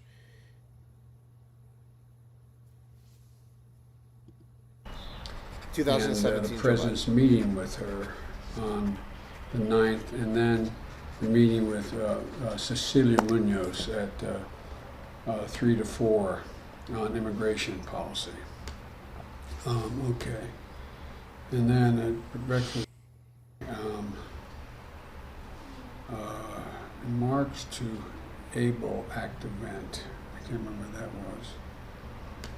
And then I met with the Congressional Black Caucus.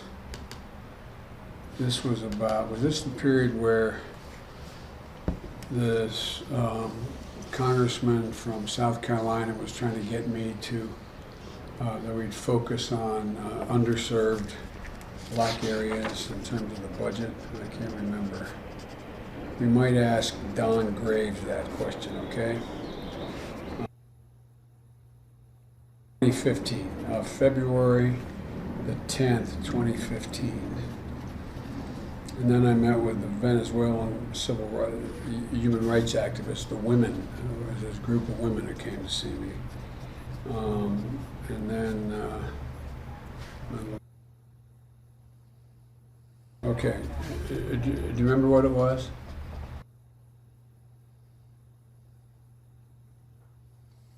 Guys, I don't think that he fully recovered. I mean, I don't want to speculate, but I feel like he just didn't fully it was recover. to get an agreement that we would From 2 brain aneurysms focus in on 1988. underserved areas and some formula. Personal You might opinion ask of mine. Don Graves what that was, okay?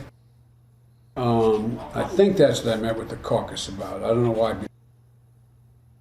And then now I'm told by, I guess he checked with you, in order for me to get my get all those presidential notes I had for lunch, the luncheon meetings, I have to go to. You have to go where? Well, redacted? Oh, okay. Okay. These see if you can Republicans get me, exposing you needed a line while I redacted. have Sure of a this, lot of okay? And things. stay. Where you went to breakfast, everything. Safety first, right? Not with those Epstein files, though. Whoops, daisy. Probably something that goes to the presidential papers. Uh-oh.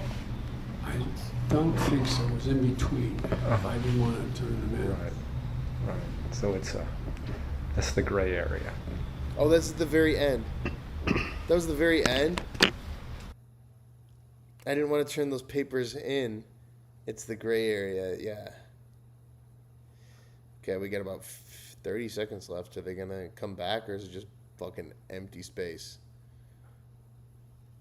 Which, again, is just weird. Why wouldn't you just, like, delete the empty space? It's like you're just...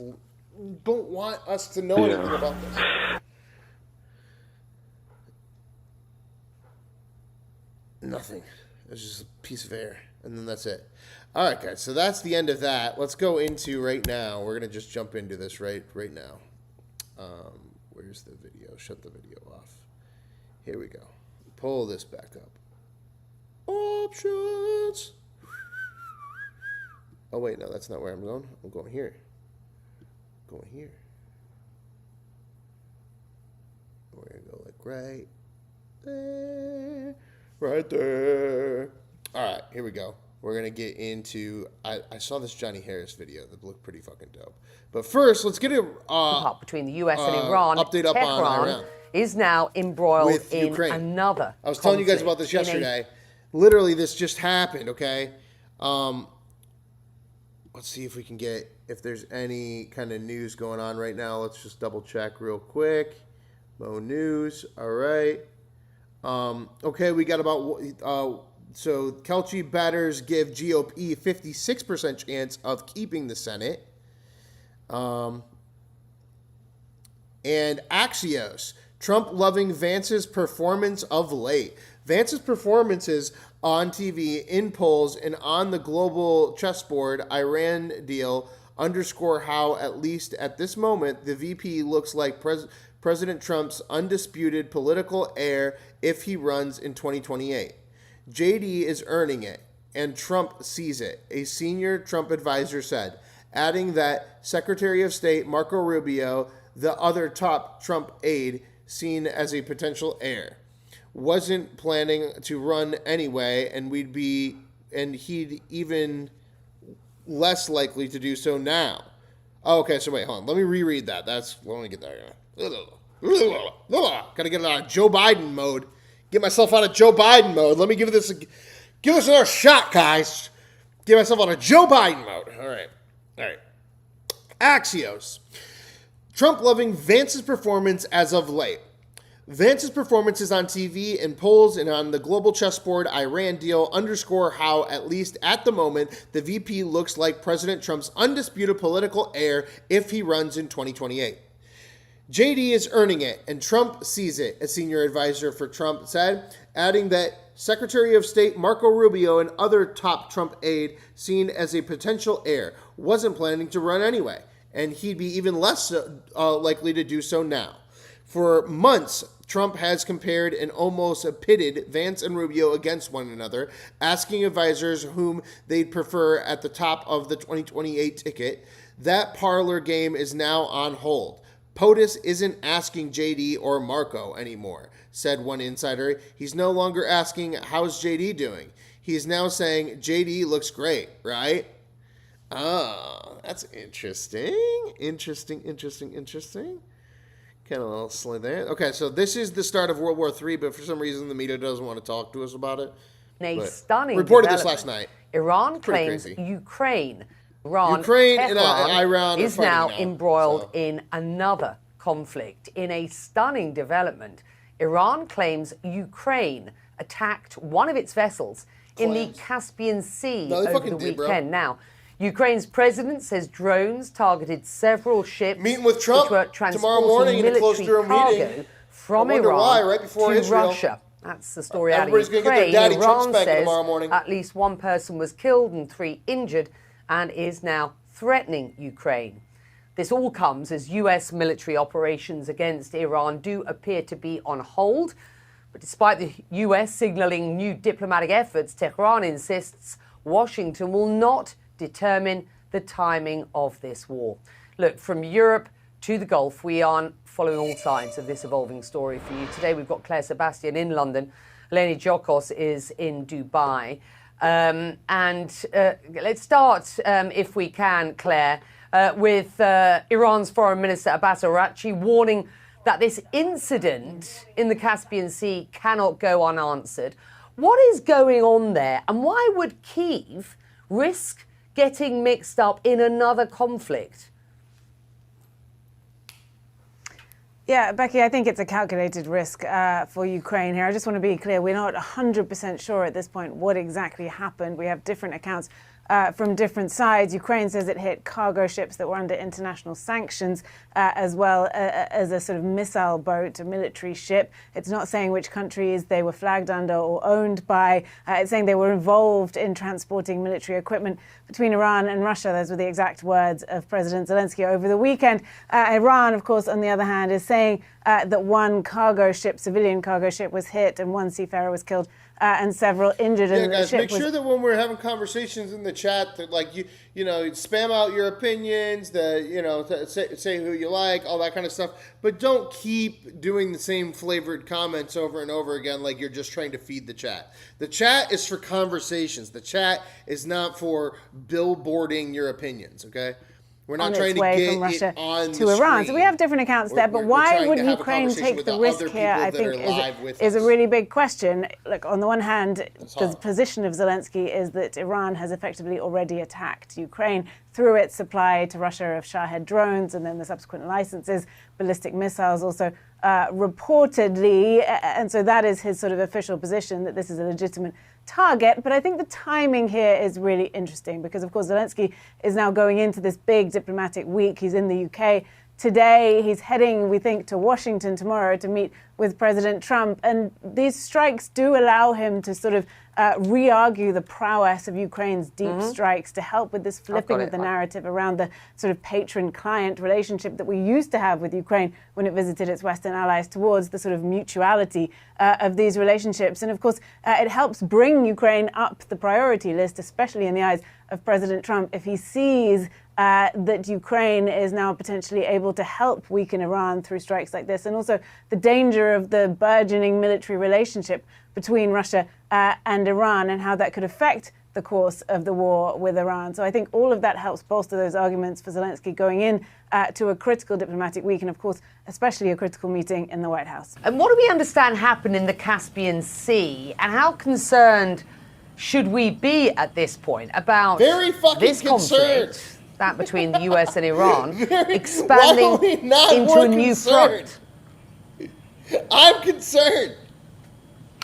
It certainly has all the characteristics that could happen. The Caspian Sea, of course, has been used to connect Iran and Russia for a long time, trading across it. And what Iran is saying about this incident, they're saying that a ship that was coming from Astrakhan at the northern end of the Caspian Sea was traveling carrying steel to Iran. Anzali was the port, Bandar Anzali at the southern end of the Caspian Sea, about 600 miles away, about 1,000 kilometers. And that's what the Iranians say was struck, a vessel simply coming from Russia to them carrying raw steel, and one person was killed and 3 were injured. Now, President Zelensky in Ukraine, his understanding of their strike, a Ukraine strike, is different. He says that this was an Iranian ship, or a ship,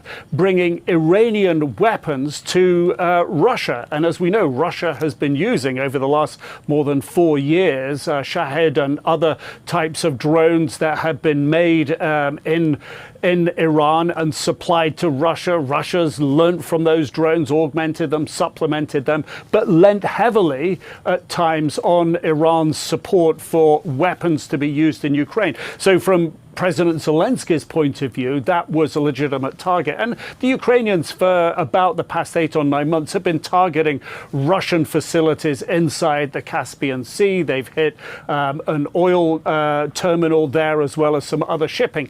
But the crunch point of what you're saying here is, does this escalate the war? And if you listen to what Iranian leaders are saying, we've heard from the spokesman at the foreign ministry in Tehran and other senior Iranian officials saying Ukraine should not expect to get away with this. They should expect there to be a response. And one senior parliamentarian in Iran said, the US and Israel have learnt that lesson. So Iran is very clearly signaling that it would choose a military response to Ukraine. And in that context, suddenly We're going to watch the new Johnny Harris video that dropped 11 days ago called The Real Reason the U.S. Can't Beat Iran. When you think of Iran, you probably... We're going to figure out why the U.S. can't beat Iran, or Iran, or bomb, bomb, bomb, bomb, bomb, Iran, bomb, bomb, bomb, bomb, Iran.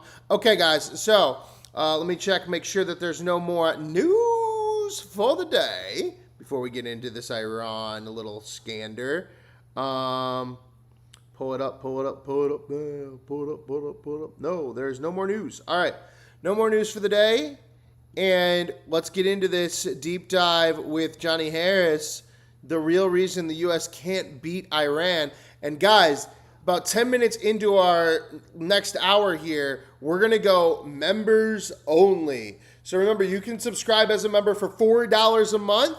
And you get that little comrade flag next to your name. You start off as a North Korean. You make yourself all the way up to an American citizen and then an Israeli. And when we get into that members only chat, we'll be able to just have like deep conversations, get to know each other, etc. I'm planning on just doing this every single night at the very end of the night. I do want to give you guys all of the news as much free as I possibly can, especially for the people that are super chatting, especially for the community of the mods and stuff. But I also want to try to build my own success, which is trying to build this memberships out, have a community with you guys, and be able to do this full time. All right? It's a lot of work. Think of this. At least 65 people have been killed in demonstrations that began in Tehran almost 2 weeks ago. Some 60 Americans, bound and blindfolded, are now beginning their 6th day of captivity inside the U.S. Embassy in Tehran. So far, more than 3,000 people have been killed, according to the World Health Organization. Today, our perception of Iran is dominated by the regime that has controlled it for almost 15 years. But I want to show you a different Iran, the Iran that existed long before this regime. I want to show you what led up to it. Because understanding that Iran is key to understanding how we got this brutal religious regime and how it has survived for so long. You might think that the story of modern Iran is going to be about religion, but in fact, the story I'm about to tell you is about power and fear. Because for most of its history, Iran was a superpower, an advanced civilization ruling over huge swaths of land that today we call the Middle East and Central Asia. They have been culturally, militarily, politically at the center of things for a very long time. Oh, and this was starting like over 2,000 years ago. But empires rise and fall, and this empire eventually was in decline, which gets us to our story, which starts here. This moment, the year 1800, Iran is ruled by a family dynasty called the Qajars, and they find themselves in between two big empires, both of them expanding pretty quickly. If you look at these empires' old maps, you'll see that both of them called this place Persia. That's what outsiders called Iran. The Russian Empire had been fighting to get access to this land between these two seas. Seas that, by the way, are usable during winter. That's why you watch it with me, guys. That's why you watch it with me. Because then we can tear apart all the bullshit when they get to the bullshit parts. Unlike Russia's other ports. Also, I just wanted to give this to everybody. Hold on, let's see if I can get it good. They're gonna have to control this land if they want to control. Okay. So I just wanted to give this to everybody because the chat keeps arguing about Marco Rubio. Marco Rubio is constitutionally eligible to be president of the United States because he is a natural-born citizen of the U.S. Here's a breakdown of his birth history and the legal questions that have surrounded his eligibility. Birth history.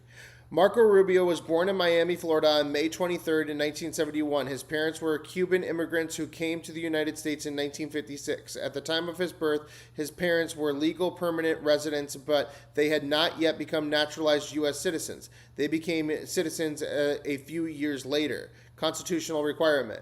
Article 2 of the United States Constitution states that no person except a natural-born citizen is eligible for the office of president. Furthermore, the 14th Amendment argues birthright citizenship, establishing that anyone born on U.S. soil is automatically a U.S. citizen regardless of their parents' immigration status. Why his eligibility was challenged. During his 2016 presidential campaign, Rubio's eligibility, along with fellow candidate Ted Cruz, who was literally born in Canada, okay? Ted Cruz was actually born in Canada, all right?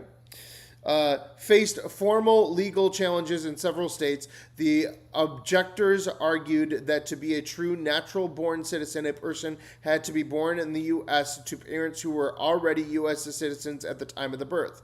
Resolution.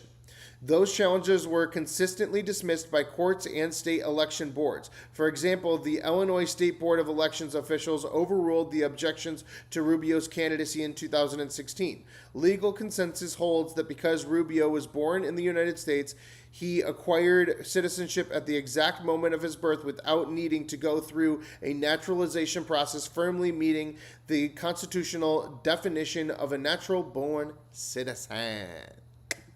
Central Asia. Born in Cuba? Russia easily defeats Iran in a few wars. Oh my God! And they take.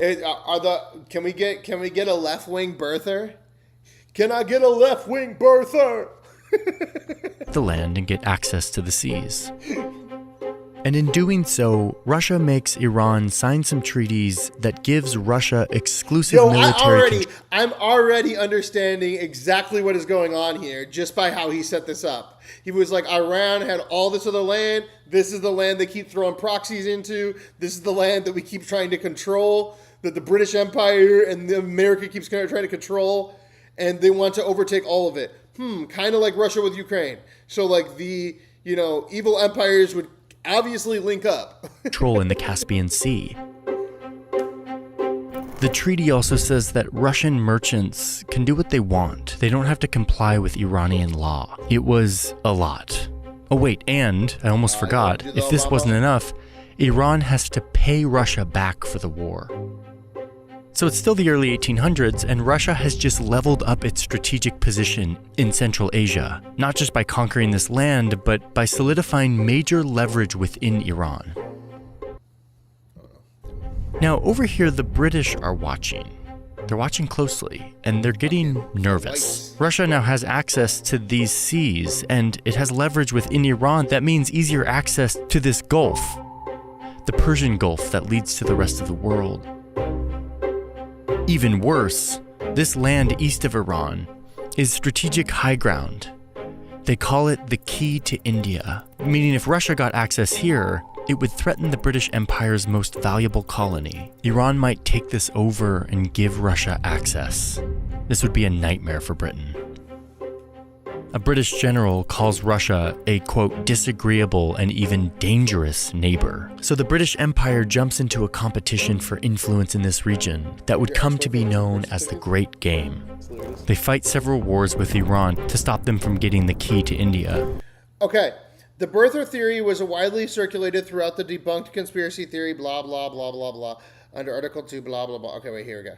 Barack Obama was not a naturally born citizen and was therefore constitutionally ineligible to serve as president. Under Article 2 of the U.S. Constitution, a president must be a natural born citizen. The conspiracy theory often refers to as birthers argues Obama was born in Kenya, his father's home country, rather than Hawaii, as his official record states. Here is an overview of how the theory started and how it evolved and how it is ultimately put to rest. Core claim of the theory. Kenya claim. The center tenet was that Obama was born in Kenya and his birth was falsely registered in Hawaii. The forgery claim. When Obama campaign released its official Hawaiian birth certificate in 2008, birthers claimed the document was digitally manipulated or forged. The religion and loyalty angle. The theory was frequently intertwined with other baseless claims that Obama was secretly a Muslim or harbored anti-American, anti-colonial ideologies, attempting to paint him as fundamentally other or foreign. How the theory evolved. And then John McCain helped him out. Was like, no, he's just like me. And I'm like, oh no. And then everybody's like, warmonger! Yeah! Black warmonger! Yeah! How the theory evolved. Early rumors. Fringe rumors about Obama's background began during the 2004 U.S. Senate race in Illinois, but in 2008 Democratic presidential primary, anonymous chain emails began circulating around supporters of his primary opponent Hillary Clinton, claiming Obama was born in Kenya. Clinton and her official campaign disavowed and had no part in these claims. The short form release, June 2008. To combat the growing rumors, the Obama campaign released his short-form certification of live birth online. The Hawaii Department of Health publicly confirmed that the document was authentic and the Obama was born in Honolulu. However, conspiracy theorists claimed that the document leaked the details of a long-form certificate like a name of the hospital and delivered doctor and rejected it. Well, yeah, because that's not a fucking birth certificate, bro. So he didn't give us the birth certificate. He gave us a fake one and then had Hawaii call him up. So, I mean, mainstream amplification. Spring 2008. Don't get me canceled for this because it's like all over, all right? Spring 2011. The theory gained massive mainstream media traction when businessman Donald Trump became its most prominent proponent. During a series of televised appearances while teasing a potential presidential run, Trump repeatedly demanded that Obama release his long-form birth certificate, claiming he had investigators looking into the matter in Hawaii. The long-form release. Okay, that's what put it to rest. He actually put the actual birth certificate out. Okay. April 2011, concluding that the ongoing media speculation was a distraction to the country, President Obama took the unusual step of requesting a special waiver from the state of Hawaii to receive copies of his original long-form certification of live birth. He released it in the White House press briefing. The aftermath, 2016. Despite the release of the definitive document, a core group of birthers continue to claim it was forged. The issue largely faded from the mainstream until September 2016, when President Trump gave a brief press conference stating President Obama was born in the United States, period.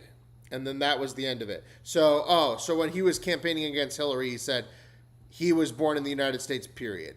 So Donald Trump put an end to his own conspiracy. And this is where you start to see a really important pattern that we need to pay attention to. It's the reason I'm making this video. It's the thing that explains the modern day Iran and its conflict with its neighbors. The British openly say that, quote, "We do not want to occupy Iran, but we cannot see it occupied by our foes," aka Russia. Iran is too big and mountainous to actually conquer. They just need to control it from the outside. Meanwhile, the king of Iran is struggling. He needs money to run his country, so he sees an opportunity to play these two competing empires off each other by selling them different forms of influence inside Iran, like the exclusive right to control key industries inside the country, basically monopolies in exchange for cash. These are called economic concessions, and they give the empires influence in Iran without having to invade, all while making money in the process. Let me just tell you something really quick. The US and Iran signed a ceasefire agreement last month. But a ceasefire doesn't necessarily bring certainty. And the issue for most of us back home is that this is a story that's so complex, and the effort required to understand it can feel overwhelming or impossible. Is it a good deal? Is it a bad deal? What does it even include? Every outlet seems to cover it differently. They have a different take, a different takeaway. And if you really want to figure out what's going on, it could take hours of work. That's why I'm a big fan and have partnered for years with today's sponsor, who is Ground News. People celebrate Their mission is to help you, all of us, subscribers, or British and Russian engineers, bankers, merchants. I always skip the things, but that's because I'm low. I only skip them if I'm lower than in subscribers than the creator that I'm doing commentary on. And this is Johnny Harris's video called "The Real Reason the U.S. Can't Beat Iran." And soldiers flood into Iran. They're exploiting natural resources, making money off everything from railroads to dams to bridges to factories. They're collecting tolls on customs and taxes. They're running lucrative banks. They build some infrastructure, but much of the benefit flows outward. Britain builds this telegraph line across the country. But it's run by British subjects, and it's a game changer for Britain. Messages that once took months and traveled to India in minutes. And the Iranian king is making money for the country, but he's using a good amount of it for his personal lifestyle. By the way, I'm going to start using the Farsi word for king to describe this leader. The word is Shah. And even though this guy's basically a king, he is a king within the particular political context of Iran. It's the same reason we use like Tsar to talk about Russian kings, or Sultan to talk about an Ottoman king, or Pharaoh in ancient Egypt, or Emperor in China.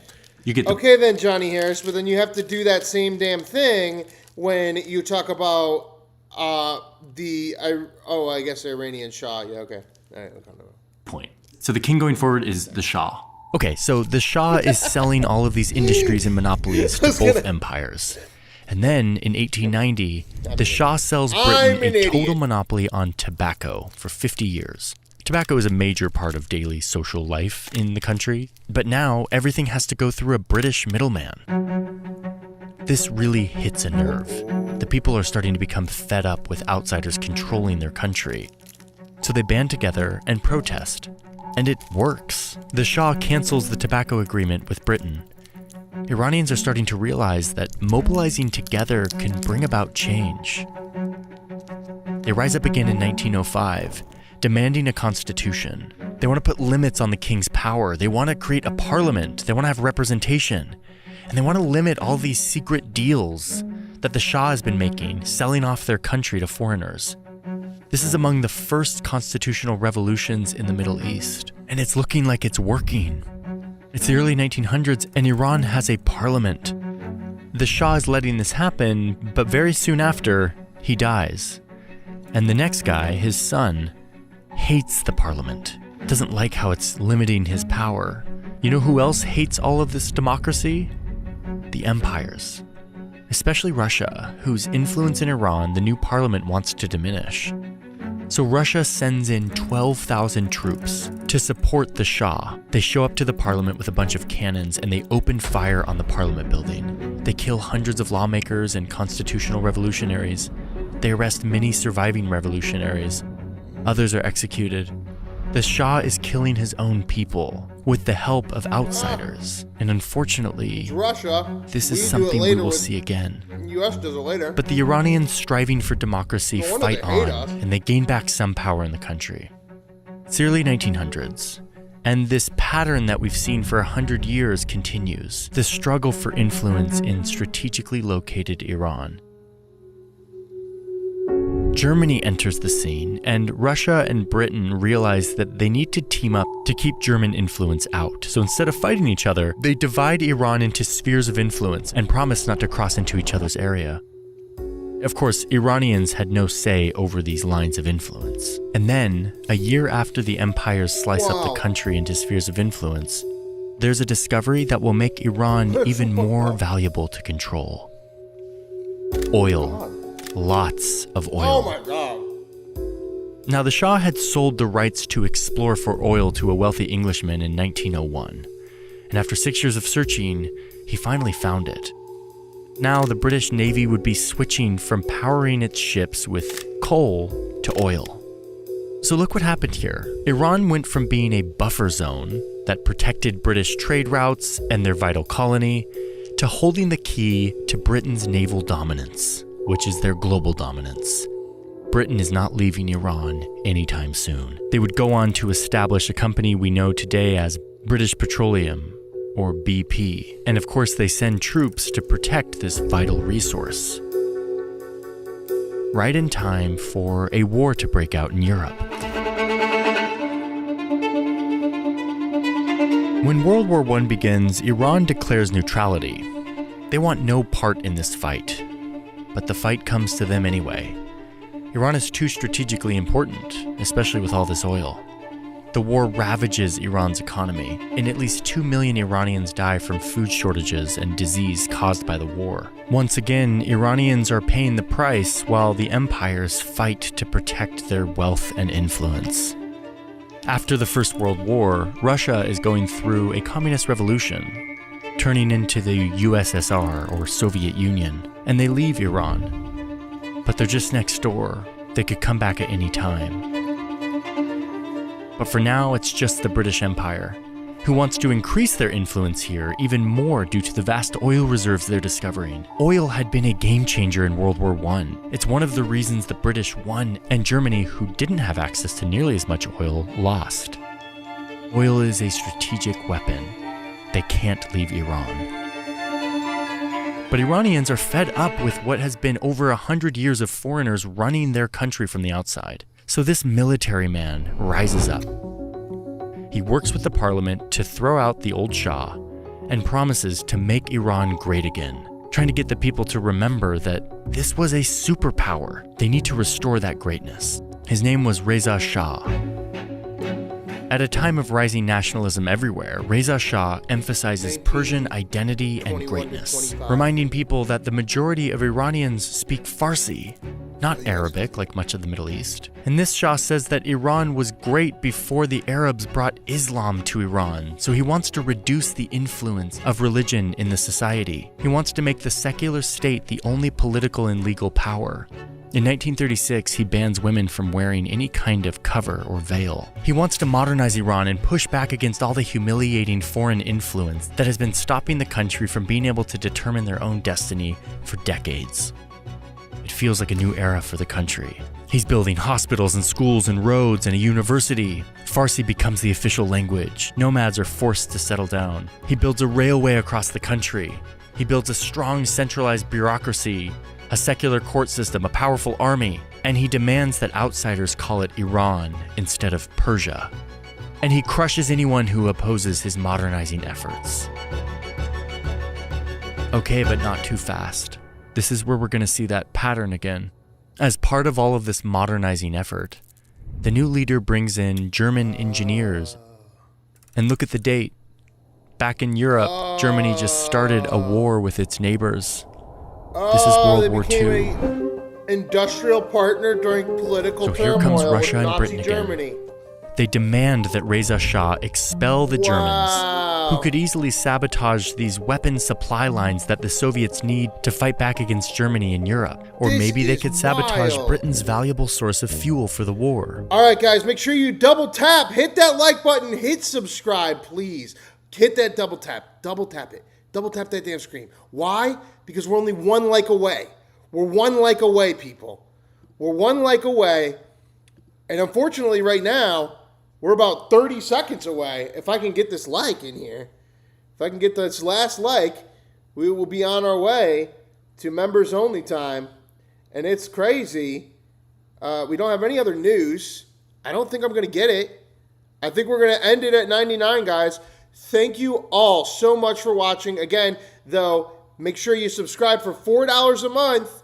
Get that little flag next to your name and be a part of the members conversation happening right now. We're going to be watching the rest of this Johnny Harris, the real reason U.S. can't beat Iran. We're at 15 minutes into this video. So again, if you can't afford the $4 a month, by all means, go to Johnny Harris's channel and you can watch it all by your lonesome. But otherwise, we will be watching the last 30 minutes here together. We did hit 100. Thank you all. Hitting 100 on this Joe Biden day. I will see you all soon. Tomorrow morning, actually, for Netanyahu. The Ukraine is closed door. So he's going to meet with Vladimir Zelensky closed door at 8 a.m. tomorrow. And then Daddy Trump is going to be having an open conversation with the media at 11 a.m. And we will be live then for another episode of No News is News. And we might stay live until the afternoon. But then in the afternoon, he will go live once again with another speech. That's our show for the evening, everybody. Members only. Get ready. Here we go. We're going to go to our last hour of the show now. I'll see all the rest of you later. Peace. Oh, what? Not available for portrait streams. All right. And they say that it's a new feature. All right. Well, epic fail by retards at YouTube.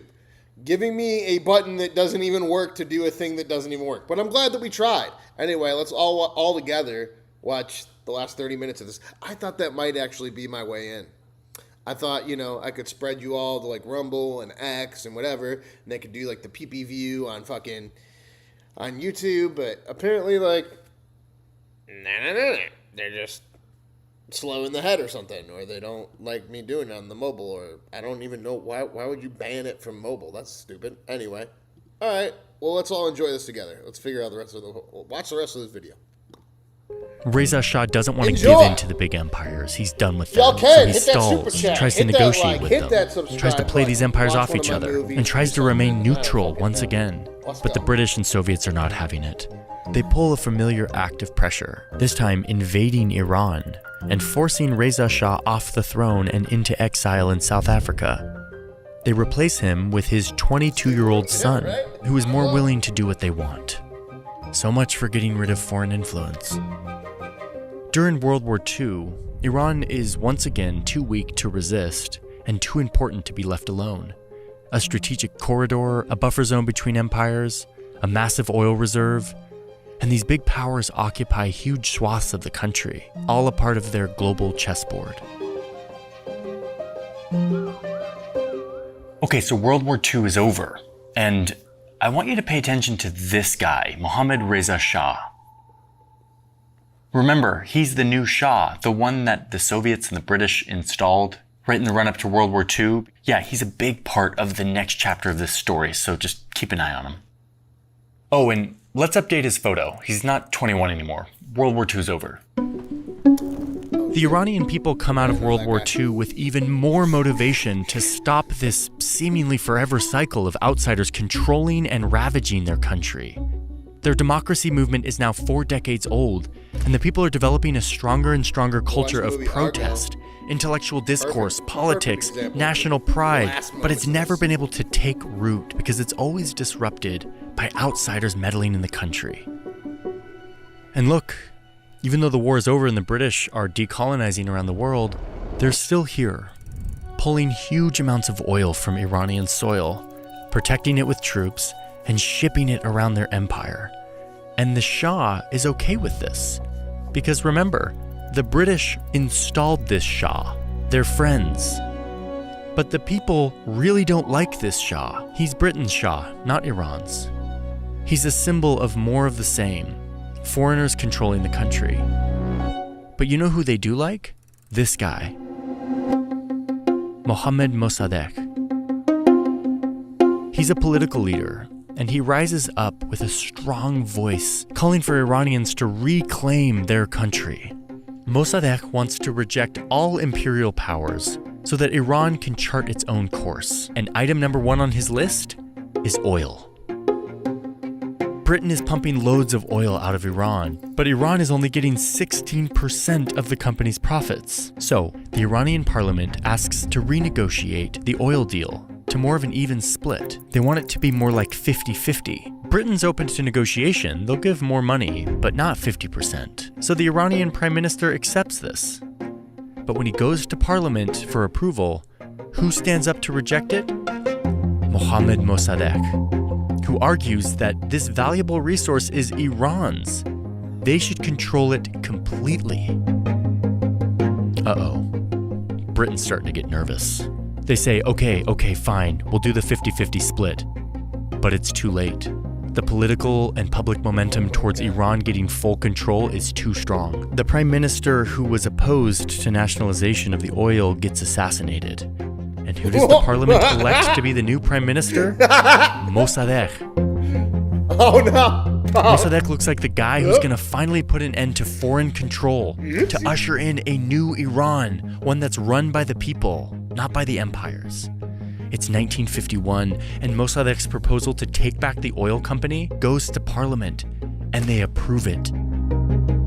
And now Britain is really freaking out.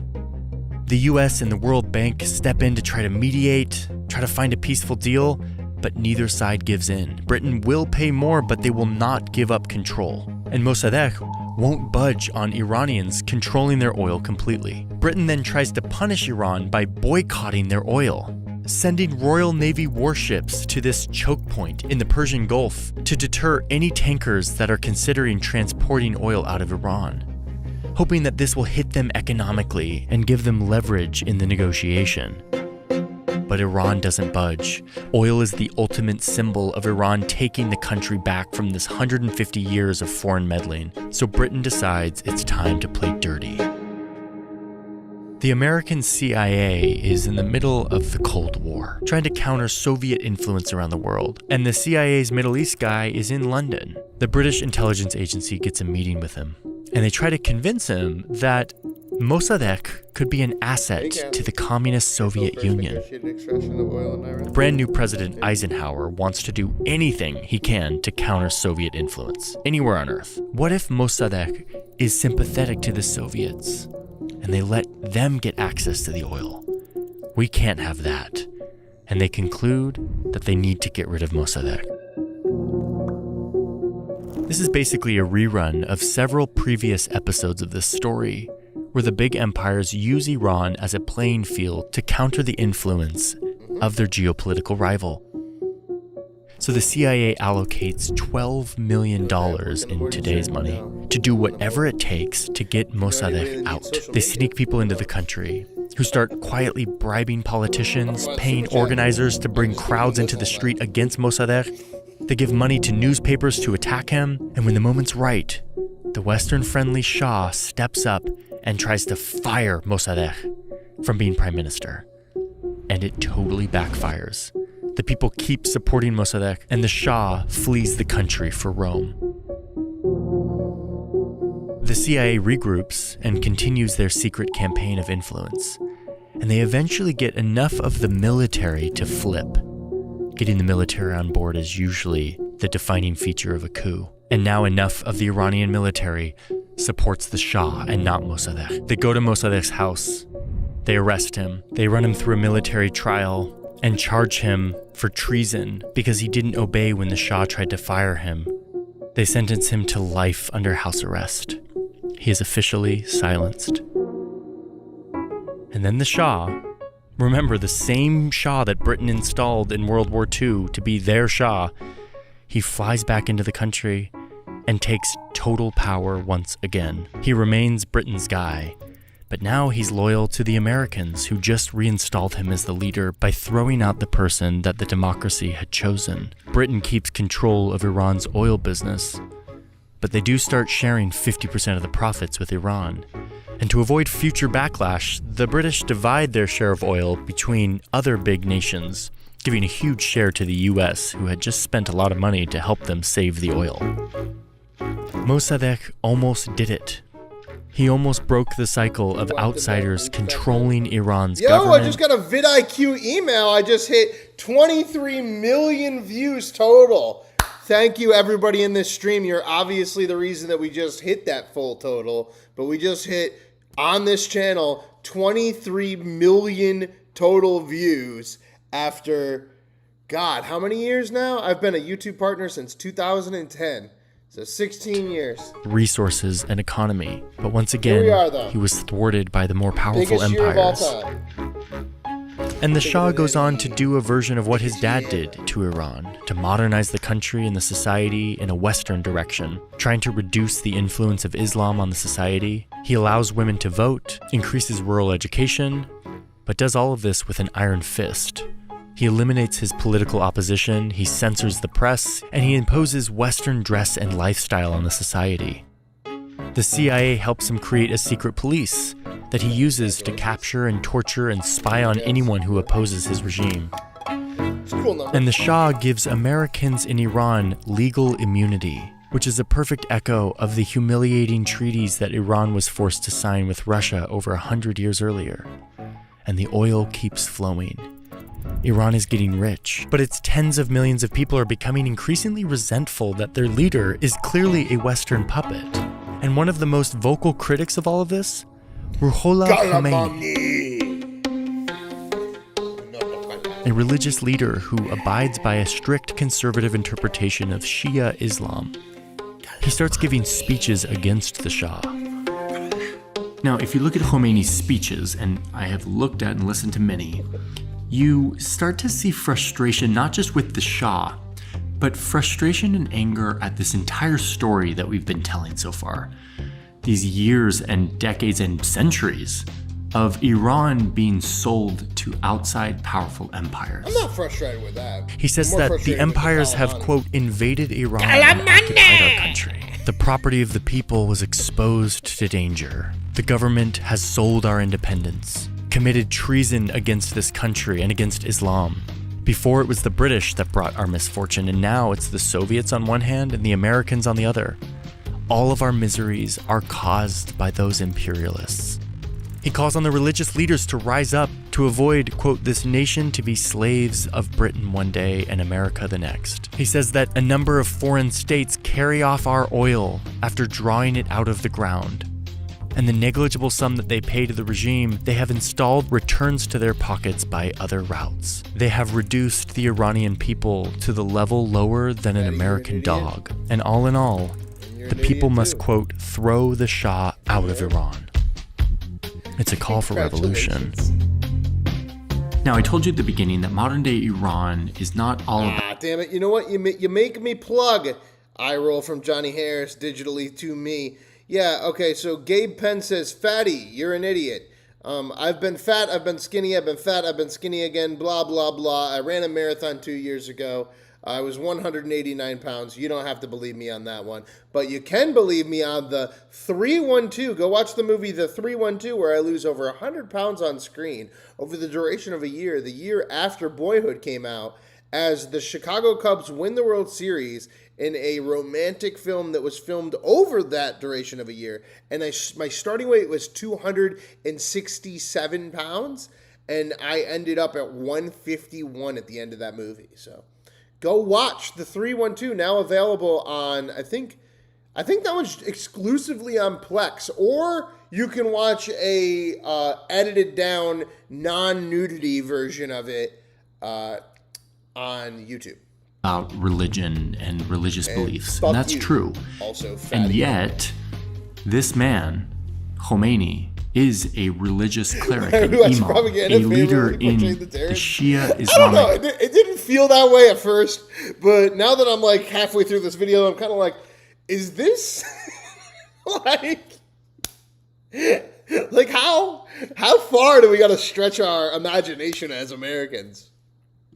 Tradition. And in that tradition, there is a particular emphasis on martyrdom. So while Khomeini's rhetoric echoes a lot of the anti-imperial revolutionary language that was happening, by the way, in a lot of parts of the world at this time, Khomeini's revolutionary language is anchored particularly in religious doctrines of the oppressed rising up against the oppressor, divine justice, skepticism of secular governments, and this mix of religious and revolutionary language resonates among the people. Khomeini is arrested and almost executed, but the people rise up in protest. The Shah responds with soldiers and open fire. The Shah's people worry that executing Khomeini will make the uprising worse. So Khomeini is released, but forced to leave the country. He's now in exile, but he continues to spread his message to the Iranian people by smuggling sermons into the country on cassette tapes. Now his speeches about imperialists imposing an unjust order on Iran are echoing through villages and mosques. People are listening to the cry to overthrow the tyrannical and corrupt regime. Meanwhile, thanks to surging oil prices, things are going pretty well for the Shah over the next decade. He's developing the economy, there's new infrastructure, roads, dams, ports, airports. There's a middle class that's emerging. There's schools and universities. Students are going abroad to study. The US even encourages Iran to start a nuclear energy program. The Shah also spends a lot of the oil money on building a huge military. He becomes the #1 buyer of military equipment on Earth, becoming completely reliant on US weapons, and Iran becomes a significant military power in the Middle East. The Shah is also spending money on opulent oil-funded palaces, throwing extravagant parties in the middle of the desert, where guests fly in on helicopters, and French chefs serve luxury food. Okay, this is the same kind of shit that they do with Trump, and it's like, do you want that, or do you want what you ended up getting, which is cutting everyone's head off and like praying and no air conditioning and weird shit, cows and stuff. No, I'm good. The rest of the country is watching this, and resentment is simmering. Okay? Khomeini is continuing to rally people from his exile, and by the late 1970s, people are routinely taking to the streets. Like the tobacco protests in 1890, this is transcending any one group. People from all walks of life are coming together. The shop owners, the working class, the students, the intellectuals, the religious. What happened to all of them? They don't all agree on what the future of Iran should be, but they all agree on one thing. That the shop... They don't all agree on what the future... Yeah, you can say that much. Is a foreign puppet who can no longer be tolerated. He's losing control. He tries to crack down by declaring martial law to stop the protesters, but they don't stop coming. Even after the military opens fire, the oil workers then go on strike, which is a huge blow to the government who relies on a constant flow of oil for its revenue. And as a last-ditch effort, the Shah tries to appoint a moderate opposition figure as prime minister, but it's too late.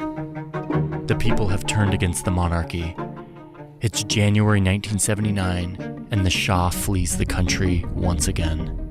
He claims he's only going on vacation, and that he would be back, but he would never return to Iran. This is Khomeini's moment. He flies back to Tehran, and he's greeted by crowds of millions of people.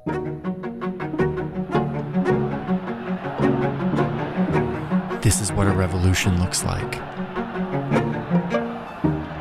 He gets the military to flip, to stop supporting the old government, and he quickly consolidates some control over the chaos. Foreigners flee, especially British and Americans, who are enemy number one. Though the revolutionaries do seize 66 Americans and hold them hostage for over a year, Khomeini dissolves the old government, the monarchy, the parliament, and he replaces it with a new system, one that he developed while in exile. Then we did it, then Russia did it. Like, we're just gonna, you know what I mean? Hey, if you're still watching, you are probably somebody who wants to better understand the world. So do the thousands of members of our religious leaders who sit at the top of the system, specifically this one leader. The real reason the U.S. can't beat the supreme leader, the guardian of the system. Iran's new constitution gives him a lot of power. He gets to appoint all these other government leaders. But look, there's also a democracy tucked into this system. People vote. They elect members of a parliament. They elect a president. They even elect the 88 people who have the power to appoint or remove the supreme leader. There's even courts to protect people's rights. This seems like a balanced democracy, right?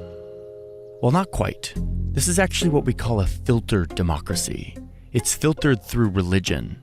There are at least 2 religious councils who are appointed by the supreme leader that control who actually gets to run for office or which laws get passed. And once you dive into it, you see that this whole system is built to prevent any future revolutions from overthrowing this religious government. The system has multiple ways to keep people in line. Local religious leaders and state media carry the regime's message. There's a morality police that enforces dress codes like women covering their hair. And in addition to a conventional military that protects the borders and deters invasions, the regime itself has its own military. It's called the Islamic Revolutionary Guard Corps, and it has its own ground forces, air force, and navy, all dedicated to the survival of the regime. And perhaps most effective, they have this volunteer militia that helps exert control of the regime inside every city, village, town, and neighborhood in Iran. And finally, one last special unit in the Revolutionary Guard Corps is dedicated to spreading Iran's power and influence outside of Iran's borders. All in all, Iran has over 500,000 active military personnel and well over 1 million if you include the voluntary militia networks. And so, since 1979, this system has survived. It has survived invasion, thick religious fervor, secretly pursuing nuclear weapons, and using its big invention in their country. All while the West, specifically Israel and the United States, try to stop them through a combination of cutting them off the wars between Iran and its enemies. So what? Stop acting like you like, oh no, war hurts people so much. Like, you know what? I want to win. Israel and the United States have really been a part of Israel's strategy to weaken Iran. To not just stop their nuclear capabilities, but to also weaken this network of proxy militias they have around the region. And ultimately, if you listen to the leader of Israel for the last 20 years, the goal is to stop this standoff once and for all by toppling this regime, by getting rid of it altogether. Israel's wanted to do this for decades, and they finally got the US on board. But this is where the long story that we just went through starts to teach us some lessons about what might happen next. First, remember that this country comes from what was, for most of its history, a civilizational superpower, the dominant power in the region.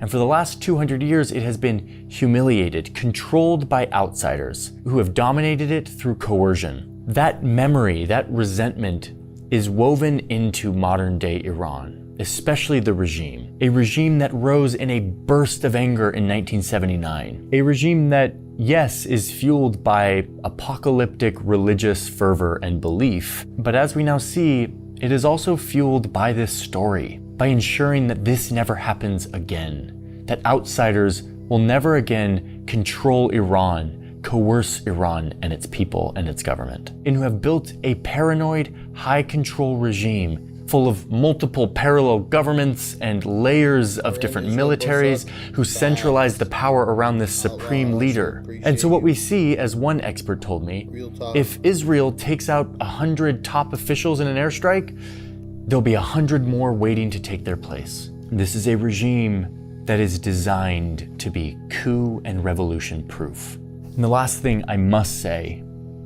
is that this has been a story mostly about Iran's government and its conflicts with outsiders. I've said nothing about the people. When I was in my 20s, I studied Farsi and I got to know a lot of Iranian people. And I learned a lot about the difference between the regime and the people. Iranians are some of the most generous, kind, enthusiastic, brilliant people I've ever met. And I learned... I think the only time that sanctions are good is if you are doing the sanctions near a border ally. So, like, when we sanction Cuba, we have border allies, Mexico and Canada, that can help support that sanction. 50% of you watching are not subscribed. If you like this stuff, please subscribe for free. It really helps what we do here, helps support. Also, I just want to say one more time, thanks to Ground News. Thanks to Ground News makes it easy to compare global perspectives. My corporate media sponsors. This was Johnny Harris, the real reason the U.S. can't beat Iran. All right, guys, that's our show. Thank y'all for stopping by once again. I appreciate you. Tomorrow morning, it's Mr. Netanyahu. Mr. Netanyahu, should we do it? Can we do it? Can we get it? Can we get it? Is it available on YouTube? Net in you. Net in Yahoo.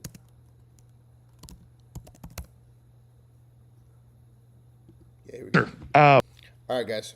So remember, tomorrow we get to see the Net in Yahoo at 11 a.m. I'll be live Central Time, noon Eastern Time. So make sure you check me out then. But meantime, remember. I've got the perfect answer for the ADL. They are going to have to listen up. What we did is we brought Netanyahu with us. I mean, I'm in the twilight zone right now. Netanyahu, what do you have to say? What do you have to say to Alex Jones right now, Nick Fuentes and Ye? It was bad. It was bad for Trump to meet with Nick and Ye. Okay. I had no idea your voice is going to sound like that, Netanyahu. Goddamn. So ahead of his time, as always. Mr. Kanye West doing his world tour. Got that concert coming home to Chicago September 5th. All right, I'll see you guys later. Peace.